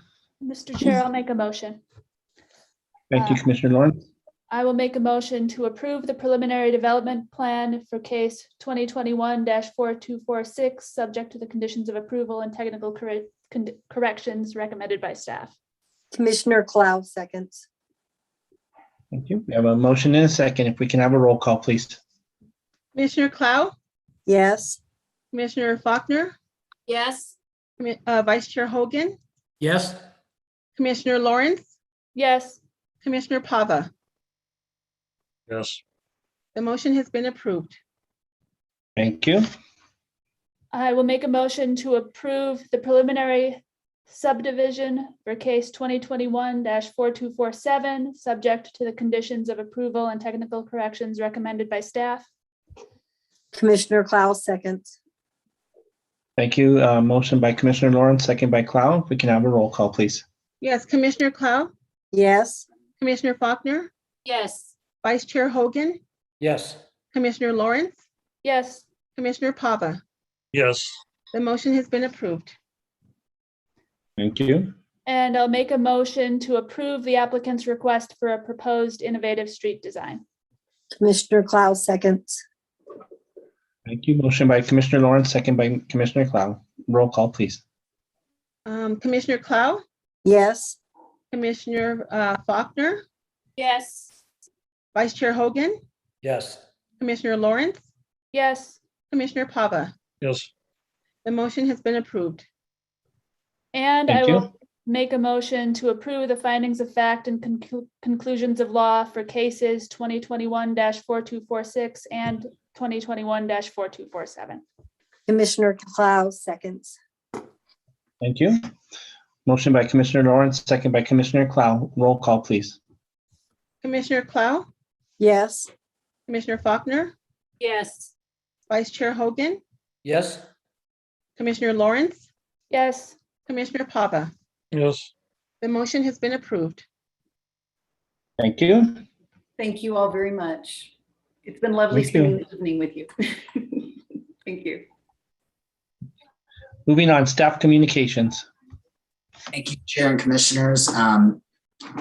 This was a scary looking agenda in terms of numbers, but it actually worked out to be quite amazing. So thank you for the commission for that, and for all the members who stuck around for it, because it was going to look pretty brutal. I thought we were going to have to postpone at least half of these cases to the next meeting, but it didn't turn out that way. There is a second meeting that is going to be coming up. It will be on November 18th, and it will be one text amendment change. You may remember back in the meeting on, I believe it was July 15th, we were supposed to hear a text amendment for an innovative village, is what has been nicknamed this legislation. But it was pulled by the sponsors at the time to kind of look at it and reevaluate it. And no changes have actually happened to that legislation. So it is, but the sponsors would like to put it back on the agenda. So they requested that we put it back on the agenda to be heard by the commission on the 18th. So that'll be the only item as of now. And so I do anticipate that will be probably a longer night than tonight. So just giving the heads up there. And also it'd be really super helpful to know if anybody cannot make that virtual meeting on the 18th, if you can either let me know or say it now so that so we don't run into any issues with quorums, because I do believe, and congratulations to Commissioner Garcia for being elected to the District 3 seat for the City Council and the governing body. It's starting to look like a lot of former planning commissioners are up on that governing body. So it's pretty neat. And so anyways, that being said, I anticipate Commissioner Garcia will probably resign from the commission soon, because they want to be able to vote on pending legislation or if any cases are appealed or anything of that like. So, and so I just would like to know if we're going to have a quorum. So if you could let me know if you're not going to be there. And then we can make sure we have that. And then I don't know if we're going to have a first meeting in December or a second meeting. It's looking like it's going down a little bit for the holidays. So there may be a chance that December doesn't have anything and we can maybe just take a little break and breather. And then finally, thank you, Commissioner Pava, for being back here and bearing with us through our technical difficulties that we experienced, especially getting you the background, but it seemed like it worked. So that's great. So Chair, that's all I really have. Jason, did you have anything you want to add? Thank you, Noah. Thank you, Mr. Chair. Yeah, I think you said it all. I would just like to again welcome Commissioner Pava. Thank you. I know we were able to have a brief conversation the other day. So welcome. We're glad to have you here. And yeah, and thank you all for again for a speedy meeting that with well-considered cases. That's all I had. Thank you. No, I have one thing, Commissioner Clow. On the agenda that came out early, it had that we were approving the minutes for October 21, the last meeting. So those have not been approved. They're not on the agenda for December 1 either. Those were on the agenda for tonight. Yeah, well, we didn't. Well, I looked. Okay, but anyway, we didn't get to them. You said there were no minutes to approve, so we should. Can we do that now? Commissioner Clow, I think we did. I think you did. Wrong, but I think we did pass them. Not the minutes. I'm sorry. The findings and conclusions. Yeah, we didn't. We didn't have any findings and conclusions. Aren't there findings and conclusions from the last meeting? Last was just approving findings of facts from the previous meeting. I'm sorry, Planning Commission minutes, did we approve those? From October 21, 2021? Yes. Okay, sorry. I didn't catch that. Other commissioners?